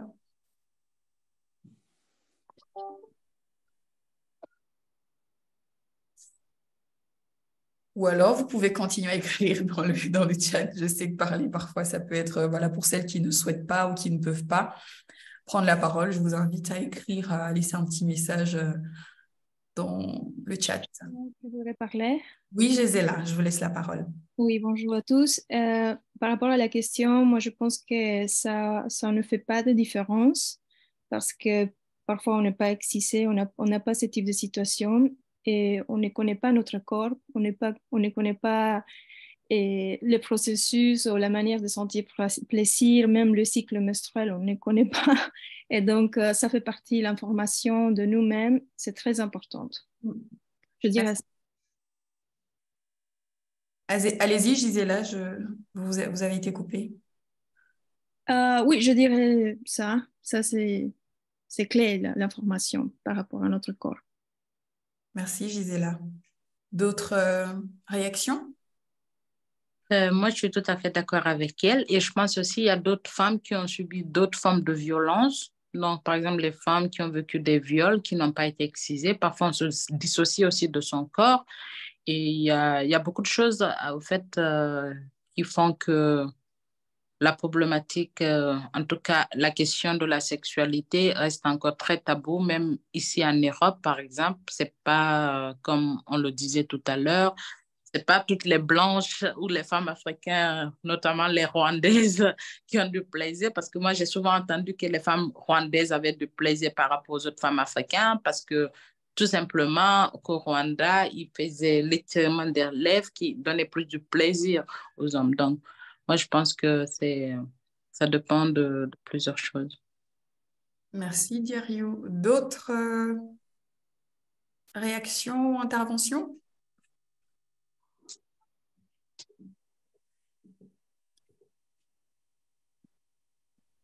Je laisse encore quelques secondes. Et donc, voilà, moi, je dirais aussi faux, parce que voilà, je joue aussi le jeu. Je dirais faux parce que, voilà, c'est vrai qu'il y a de nombreuses personnes qui croient en l'idée d'une sexualité épanouie et synonyme d'une sexualité des femmes non excisées. Et donc, cette idée est, voilà, bien sûr fausse, on vient de le dire, car de nombreuses femmes qui n'ont pas forcément été excisées n'ont pas forcément une sexualité épanouie par plein d'autres facteurs, comme tu disais, Diariou, et donc ne ressentent pas forcément aussi. Voilà. Donc, du coup, c'est vraiment pour mettre en évidence que voilà, la question du plaisir, c'est aussi quelque chose qui va au-delà de, comme on a dit ici, vraiment au-delà de, enfin, qui intègre tous les aspects psychologiques, mais aussi voilà, de questionner de manière beaucoup plus globale la question des violences qui pourraient voilà, impacter de manière négativement toutes les femmes en ayant le fait qu'elles soient excisées ou intactes. Et c'est très, très subjectif, le plaisir. Oui. Alors, je vous remercie pour ce... Voilà, c'est très chouette, franchement, d'animer l'atelier et d'avoir autant de réactions. C'est vraiment... c'est très chouette. Voilà, je vous remercie encore. Alors, ça me permet justement de relancer la prochaine question. À Marie-Jo. Marie-Jo, justement... là, on se rapproche déjà à la fin de l'atelier. Avant de revenir sur tous les éléments qui sont dans le chat, je souhaiterais qu'on revienne de manière beaucoup plus profonde par rapport à la première question de comment est-ce que vous avez réagi. Voilà, je trouvais qu'il y avait des propositions qui étaient intéressantes à creuser. Mais avant ça, Marie-Jo, voilà, ici, quel serait... voilà, si il y avait, quels seraient les 3 temps que je dirais majeurs dans le cadre dans le cas de Djenaba, par exemple. Tu veux que je reprenne les 3 temps de ma... Dans le cadre, je trouvais que c'était très intéressant de pouvoir partager. D'accord. Et donc, pour dire aux personnes, donc dans ce livre que je vous montre, Les blanches ne sont pas frigides, que Boris Cyrulnik m'a fait l'honneur de préfacer, Donc, je parle du psychotraumatisme, de l'approche que nous avions, qui était l'anthropologie médicale clinique, etc. Et il y a plusieurs vignettes cliniques. Et après chaque vignette clinique, il y a un commentaire et une discussion de la personne qui m'a supervisée, la psychanalyste, parce que bon, j'ai quand même pas fait tout ça toute seule, il faut être aidé quand on travaille toute la journée comme ça. Alors, les 3 temps, je lis tout, j'ai le temps ou pas? Parce que tout le commentaire? Oui, les commentaires, je dirais. Alors, oui, parce qu'on a le temps là, de le lire. Alors, je trouve ce cas, dit-elle, très intéressant sur la position du clinicien, au-delà et en deçà de notre formation, de notre profession. L'écoute analytique est une position, et dans cette rencontre soignant-soigné, il y a de l'analyste sur le réel de la sexualité et la différence entre sexe et sexuation, sur le remaniement subjectif d'une patiente en une seule séance, en fait, en 2 séances. Oui, parce que je crois que ce qu'on n'a pas trop dit, c'est qu'il ne faut pas non plus confondre l'anatomie et la sexualité aussi. Des fois, il y a des voilà. Alors, Djeneba se plaint. Elle n'a pas une sexualité normale. Et cela parce qu'elle a été opérée et parce que l'opération réparatrice n'a pas vraiment réparé. Comme Dora avec Freud, elle fait état des faits. Ces faits sont là, ils tiennent à la réalité et non à elle-même. Djeneba soutient un discours qui nourrit l'idée que son embarras et son mal-être sont dus au fait réel et culturel d'avoir été excisée étant bébé. Si elle était née française, blanche et pas excisée, elle aurait une sexualité normale. Car Djeneba a une certitude, les blanches ne sont pas frigides. Cette certitude la fait tenir, lui permet de penser que dans ce qui lui arrive, il n'y aura rien de psychique, rien de subjectif. Or, ce cas nous montre, me semble-t-il, comment sur un événement réel, l'excision, et sur un manque réel, se tisse une position subjective, un manque imaginaire. Je ne suis pas comme elles, les occidentales, qui renvoie à la frustration, à l'insatisfaction. Je suis frigide et qui tient sur l'universel. Les blanches, elles, ne le sont pas. Un universel idéal qui échapperait au manque pour l'autre femme qui sait jouir. Il suffit d'une blanche qui incarne avec son geste l'exception à la certitude de Djeneba pour que le château de cartes s'écroule. Il a fallu 3 temps pour secouer la certitude de Djeneba. D'abord, la patiente est dans la certitude de son savoir. Djeneba vient valider sa certitude auprès de Marie-Jo. Elle est frigide à cause de son excision. Elle n'a pas une sexualité normale. Les blanches, elles, en ont une. C'est une nécessité qui la laisse dans le champ de l'impuissance, entre parenthèses, frigide. Moi, je suis frigide. Le rapport sexuel normal existe, mais il est ailleurs. Premier temps, Marie-Jo ébranle cette certitude avec un savoir non scientifique. Savoir de femme qui, en tant que femme blanche, elle me cite, « Alors vous pensez vraiment que les femmes occidentales, parce qu'elles sont leur clitoris, c'est chaque fois le 7e ciel ?» Savoir incarné. Sortant Marie-Jo l'avoue de sa réserve, je me suis surprise à lui dire tout en joignant le geste à la parole. Il s'agit d'une intervention qui surprend celui qui l'a fait, qui opère sur fond d'impossible, l'impossibilité de la jouissance universelle. À cela, Djeneba répond, forcément, signe de la résistance. Forcément, les blanches ne sont pas frigides. Il faut que les blanches ne soient pas frigides pour que son fantasme tienne. Djeneba fait exister le rapport sexuel ailleurs. L'intervention de Marie-Jo fait déconsister l'ensemble universel. L'impossibilité de la normalité laisse en évidence qu'il s'agit là d'un fantasme du sujet. Cela fait passer du champ de l'impuissance au champ de l'impossibilité, mais cela reste insupportable. Deuxième temps, long silence. Marie-Jo laisse le sujet seul avec sa certitude, mais son intervention a déjà fait son effet. Ça, je ne peux pas le croire. De la certitude à la croyance, signe du vacillement et possibilité d'une subjectivation. Djeneba n'a pas obtenu satisfaction de la part de madame supposée tout savoir sur l'excision, parce qu'elle avait tout lu, je ne vous ai pas dit, elle avait tout lu ce que j'avais écrit avant de venir me voir.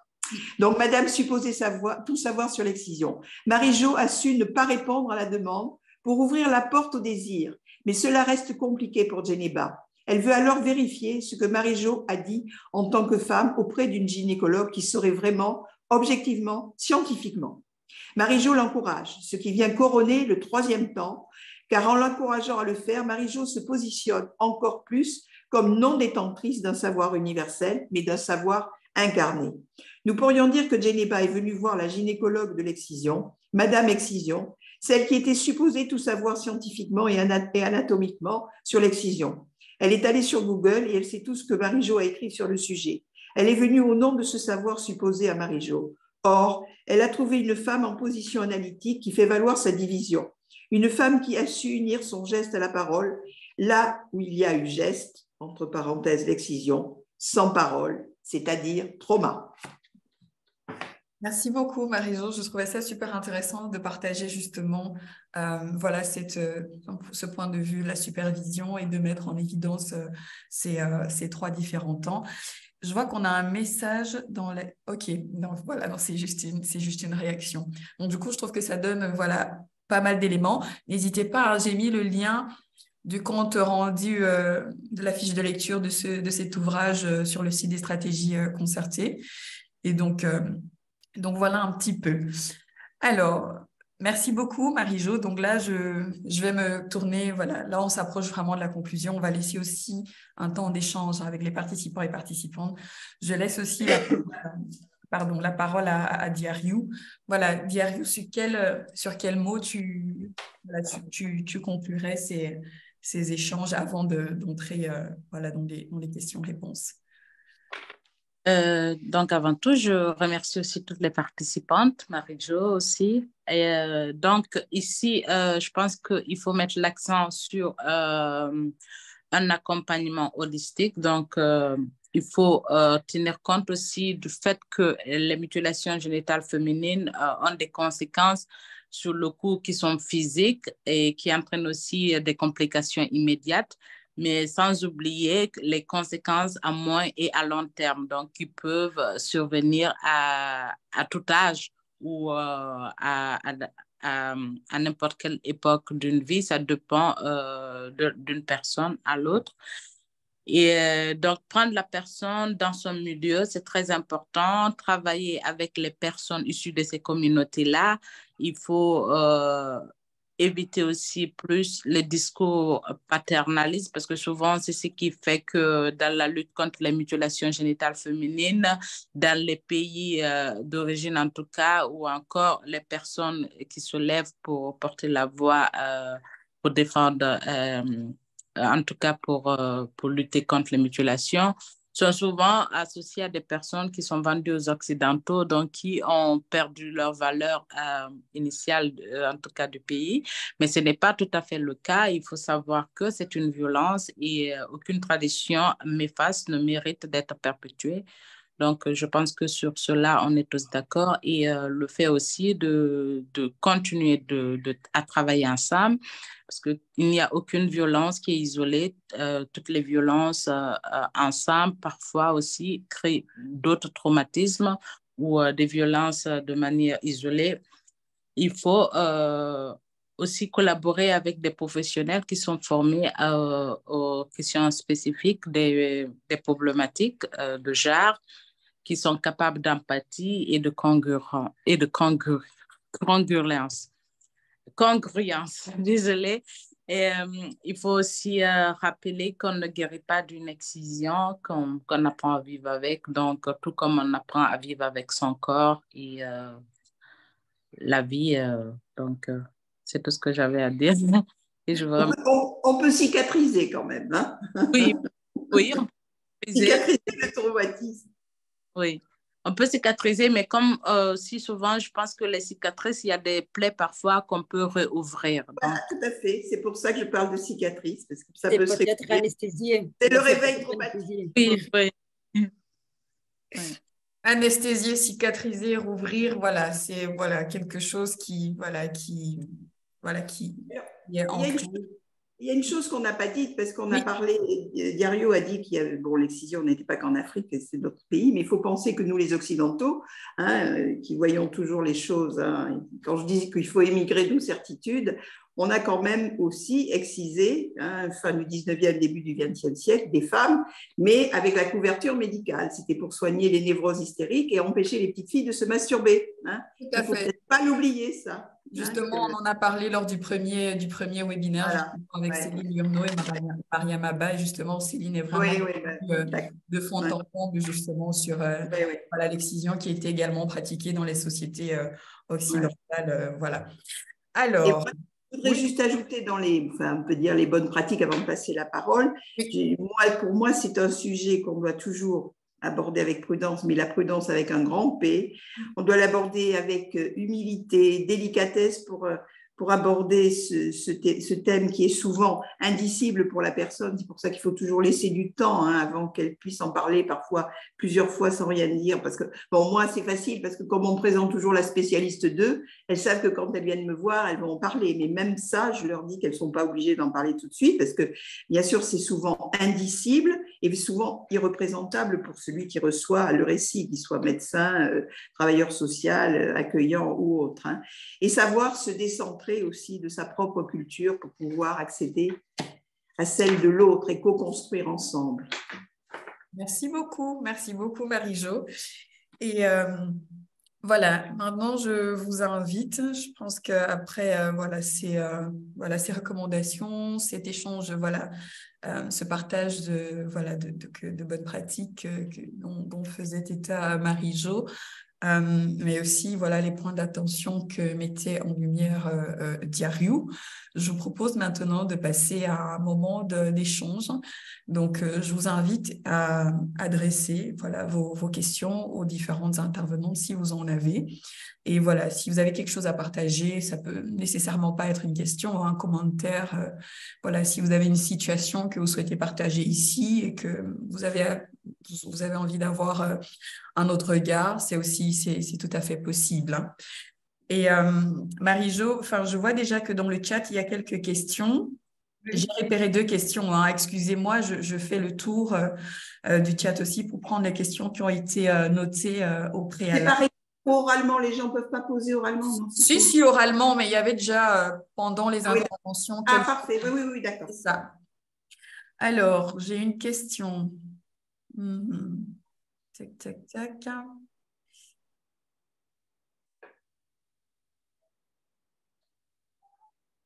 Alors, j'ai une question. C'est pour Diariou. De la part de France. France qui dit « Bonjour Diariou, petite question. L'exercice du miroir avait-il été fait avant tes accouchements ou après? Si après, cela n'aurait-il pas aidé peut-être ?» Moi, j'avais fait ça il y a environ 7 ans, je pense, parce que c'était, ou plus de 10 ans, c'était en 2012. C'était avant mon accouchement. Donc, ce qui s'est passé après mon accouchement, c'est plutôt le fait de revivre certains traumatismes que j'avais vécus pendant mon excision qui sont revenus. Merci Diariou et bienvenue au nouvel invité. Là, il ne pouvait pas. On a un 3e intervenant, c'est très bien. C'est aussi la réalité, c'est la réalité dans laquelle, c'est le direct, c'est du direct. Donc, il n'y a pas à s'excuser. C'est l'heure du bibi, c'est l'heure du bibi. Alors, ensuite, j'ai une question dans le chat d'Emmanuel. Comment remettre en question certains mythes sans manquer de sensibilité? Par exemple, certaines femmes ayant eu une mutilation génitale féminine ressentent de la douleur lors de nos relations avec pénétration et plusieurs attribuent cette douleur à la mutilation. Mais de nombreuses femmes n'ayant pas eu de mutilation génitale féminine ressentent aussi de la douleur. Jusqu'à une femme sur 3 en ressentira au cours de sa vie. Comment aborder cela sans amoindrir ou délégitimiser la réalité des femmes ayant eu des mutilations génitales féminines et sans amoindrir l'impact des mutilations génitales féminines? Tu veux que je reprenne la question? Vous voulez que je reprenne la question? Je vais peut-être la lire parce que Il est fait référence au mythe. Je n'ai pas compris quel mythe. Si j'ai bien compris la question, c'est-à-dire… Alors, vas-y, réponds. Non, mais moi, si j'ai bien compris, c'est qu'il veut mettre en lumière, c'est du fait peut-être que l'excision ne soit pas seulement ou pas le seul frein au plaisir. Je ne sais pas, que d'autres femmes aussi vivent la même chose, pourquoi elles ne sont pas excisées, et donc comment aborder cela sans vraiment… amoindrir, minimiser l'impact voilà, des mutilations génitales féminines. Moi, je pense que c'est tout à fait normal de croire aussi qu'il y a d'autres femmes qui comment formuler ça, c'est on ne peut pas, à cause d'une excision aussi, priver ou avoir peur d'aborder les choses. Donc, je pense que le mieux, c'est vraiment de poser la question à la personne concernée, qu'elle-même, elle puisse donner la réponse de ce qui ne va pas ou de son besoin, de qu'est-ce qu'il lui faut. Je ne sais pas si ça répond à la question ou pas. Oui, moi je pense qu'il faut démystifier tout ça et dire que bon, excision ou pas excision, effectivement, il peut y avoir cette problématique-là peut être observée chez une femme excisée comme une non excisée. Donc il faut un peu démystifier par rapport à l'excision. Oui, parce que ici, moi, j'ai eu des femmes concernées qui m'ont souvent dit, parfois, on pense qu'on n'a pas le choix parce que lorsqu'on arrive quelque part et qu'on est présenté comme une femme excisée, tout de suite, souvent, même les professionnels ont peur d'en parler ou de questionner la personne parce qu'il s'agit quand même de son intimité ou de ne pas toucher à ses valeurs. Alors, c'est vrai qu'en France, on dit souvent qu'il faut quand même l'aborder, quel que soit le moment, mais bien sûr qu'on ne va pas leur dire. Moi, j'ai vu une puéricultrice très violente qui leur dit « Alors, moi, vous savez, ici en France, ça ne se fait pas. Chez vous, dans votre pays, je sais qu'on excise. Alors, racontez-moi si vous avez été excisé et comment ça s'est passé. » J'ai trouvé ça d'une violence terrible. Je me souviens que j'étais jeune professionnelle à l'époque, voilà. Mais moi, je pense qu'il faut l'aborder d'une manière délicate en disant bah, « Écoutez, je sais que dans votre pays, on pratique l'excision.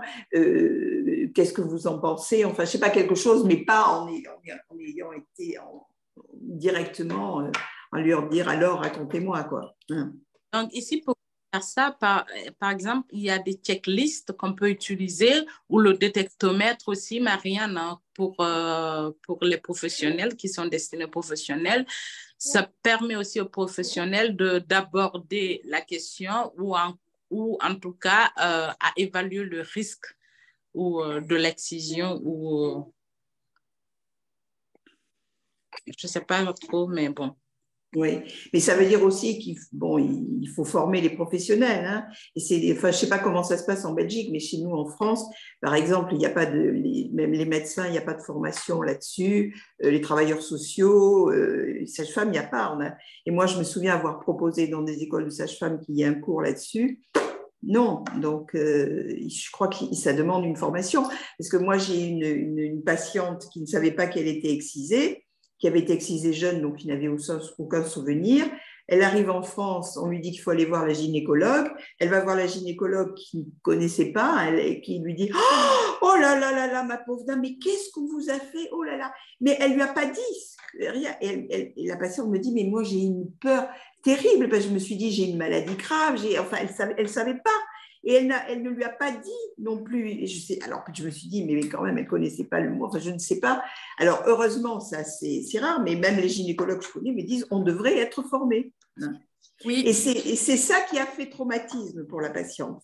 Oui. C'est cette réaction-là. Vous voyez comment un geste, le mien avait pu être thérapeutique, mais comment il peut être dévastateur. Tout à fait. Et justement, je pense que ça met en évidence voilà, plein d'éléments qui sont travaillés justement dans le cadre de ces ateliers en ligne avec voilà, un ensemble de professionnels qui sont en contact avec les femmes. Et chez vous, en Belgique, il y a des formations pour les médecins, pour tout le monde, ça existe? Oui, je vais en venir justement en disant que voilà, ça met en évidence un certain nombre d'éléments sur lesquels justement nous travaillons dans le cadre de ces ateliers en ligne. Et donc la première chose, c'est le cadre. C'est tout voilà, c'est quoi le cadre? Comment est-ce que, dans quel cadre en fait on informe les femmes concernées? Ça met également en évidence les questions de posture. Quelle est la posture qu'on adopte justement quand on veut aborder la question? Ça met en évidence la question de la formation, des formations. Et donc justement, par rapport aux formations, il y a, voilà, il y a une pléthore de formations voilà, qui sont données par le GAMS Belgique à différents professionnels, tant du domaine médical, social, voilà, que du domaine judiciaire. Et donc, voilà, je profite de l'occasion pour lancer cette information. Voilà, n'hésitez pas, si vous souhaitez que vos équipes soient accompagnées, à faire appel justement à l'équipe du GAMS Belgique pour cela. Je parlais dans les études initiales, dans les formations de médecins. Ah non, dans les formations initiales, c'est un plaidoyer qui est en cours. C'est un plaidoyer qui est en cours. Voilà, c'est un plaidoyer qui est en cours. Voilà, ce serait un rêve. Voilà. Oui, je rêve de ça. Donc, du coup, c'est un plaidoyer sur lequel on travaille actuellement. Et donc, le quatrième élément, le quatrième élément qui me vient à l'esprit, c'est vraiment les outils. C'est alors de dire, voilà, il y a le cadre, il y a la posture, il y a la formation, ensuite, il y a des outils. Justement, dans Tam, à l'atelier, j'invitais justement les participants et participantes à faire un tour justement sur le site des stratégies concertées, parce qu'on a tout un onglet outils tech où on a des outils légaux, des outils médicaux, on a des outils voilà, transversales à toutes les professions. Et donc, ça permet voilà, d'avoir des guidelines pour pouvoir justement mieux s'outiller pour renforcer la qualité de la prévention et de l'accompagnement des femmes et des filles concernées par les mutilations génitales féminines ou à risque. Alors, je regarde ma montre, je vois qu'il nous reste 10 minutes. Donc, je laisse encore la parole. N'hésitez pas. Il me semblait qu'il y avait des personnes qui souhaitaient intervenir. Donc, vous pouvez vous unmute et puis vous pouvez parler. Dans le chat, ici, il a remis la question et c'est tout à fait bien les réponses que tu as apportées. Et je pense surtout qu'est-ce qu'il faut faire, c'est déconstruire les idées reçues. Donc, il a mis sa question dans le chat. Et ce que j'aimerais rajouter, Mariam, par rapport à ce que tu viens de dire aussi, c'est l'aspect juridique. Donc, on a parlé de tous les autres aspects. Il faut savoir aussi qu'il y a un accompagnement juridique qu'on peut faire avec les questions des MGF en termes de prévention ou si en tout cas ici en Belgique, ça se fait. Alors, je vois qu'il n'y a plus de questions. Alors, je vais profiter des quelques minutes qui restent pour vous partager un tout petit lien. Ça vous prendra 2 minutes. L'objectif ici, c'est de pouvoir évaluer ces ateliers chaque année. Donc, on évalue l'atelier. L'objectif ici, c'est de pouvoir vous proposer quelque chose qui réponde au plus près, au mieux à vos besoins, mais aussi à vos demandes.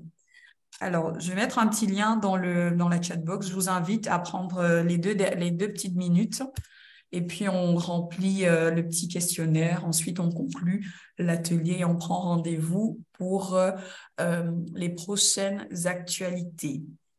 Bien évidemment, voilà, vous avez reçu, normalement, si vous êtes inscrit ou inscrite à notre newsletter, vous avez reçu une newsletter par rapport à l'Assemblée annuelle des stratégies concertées. Vous avez reçu un save the date.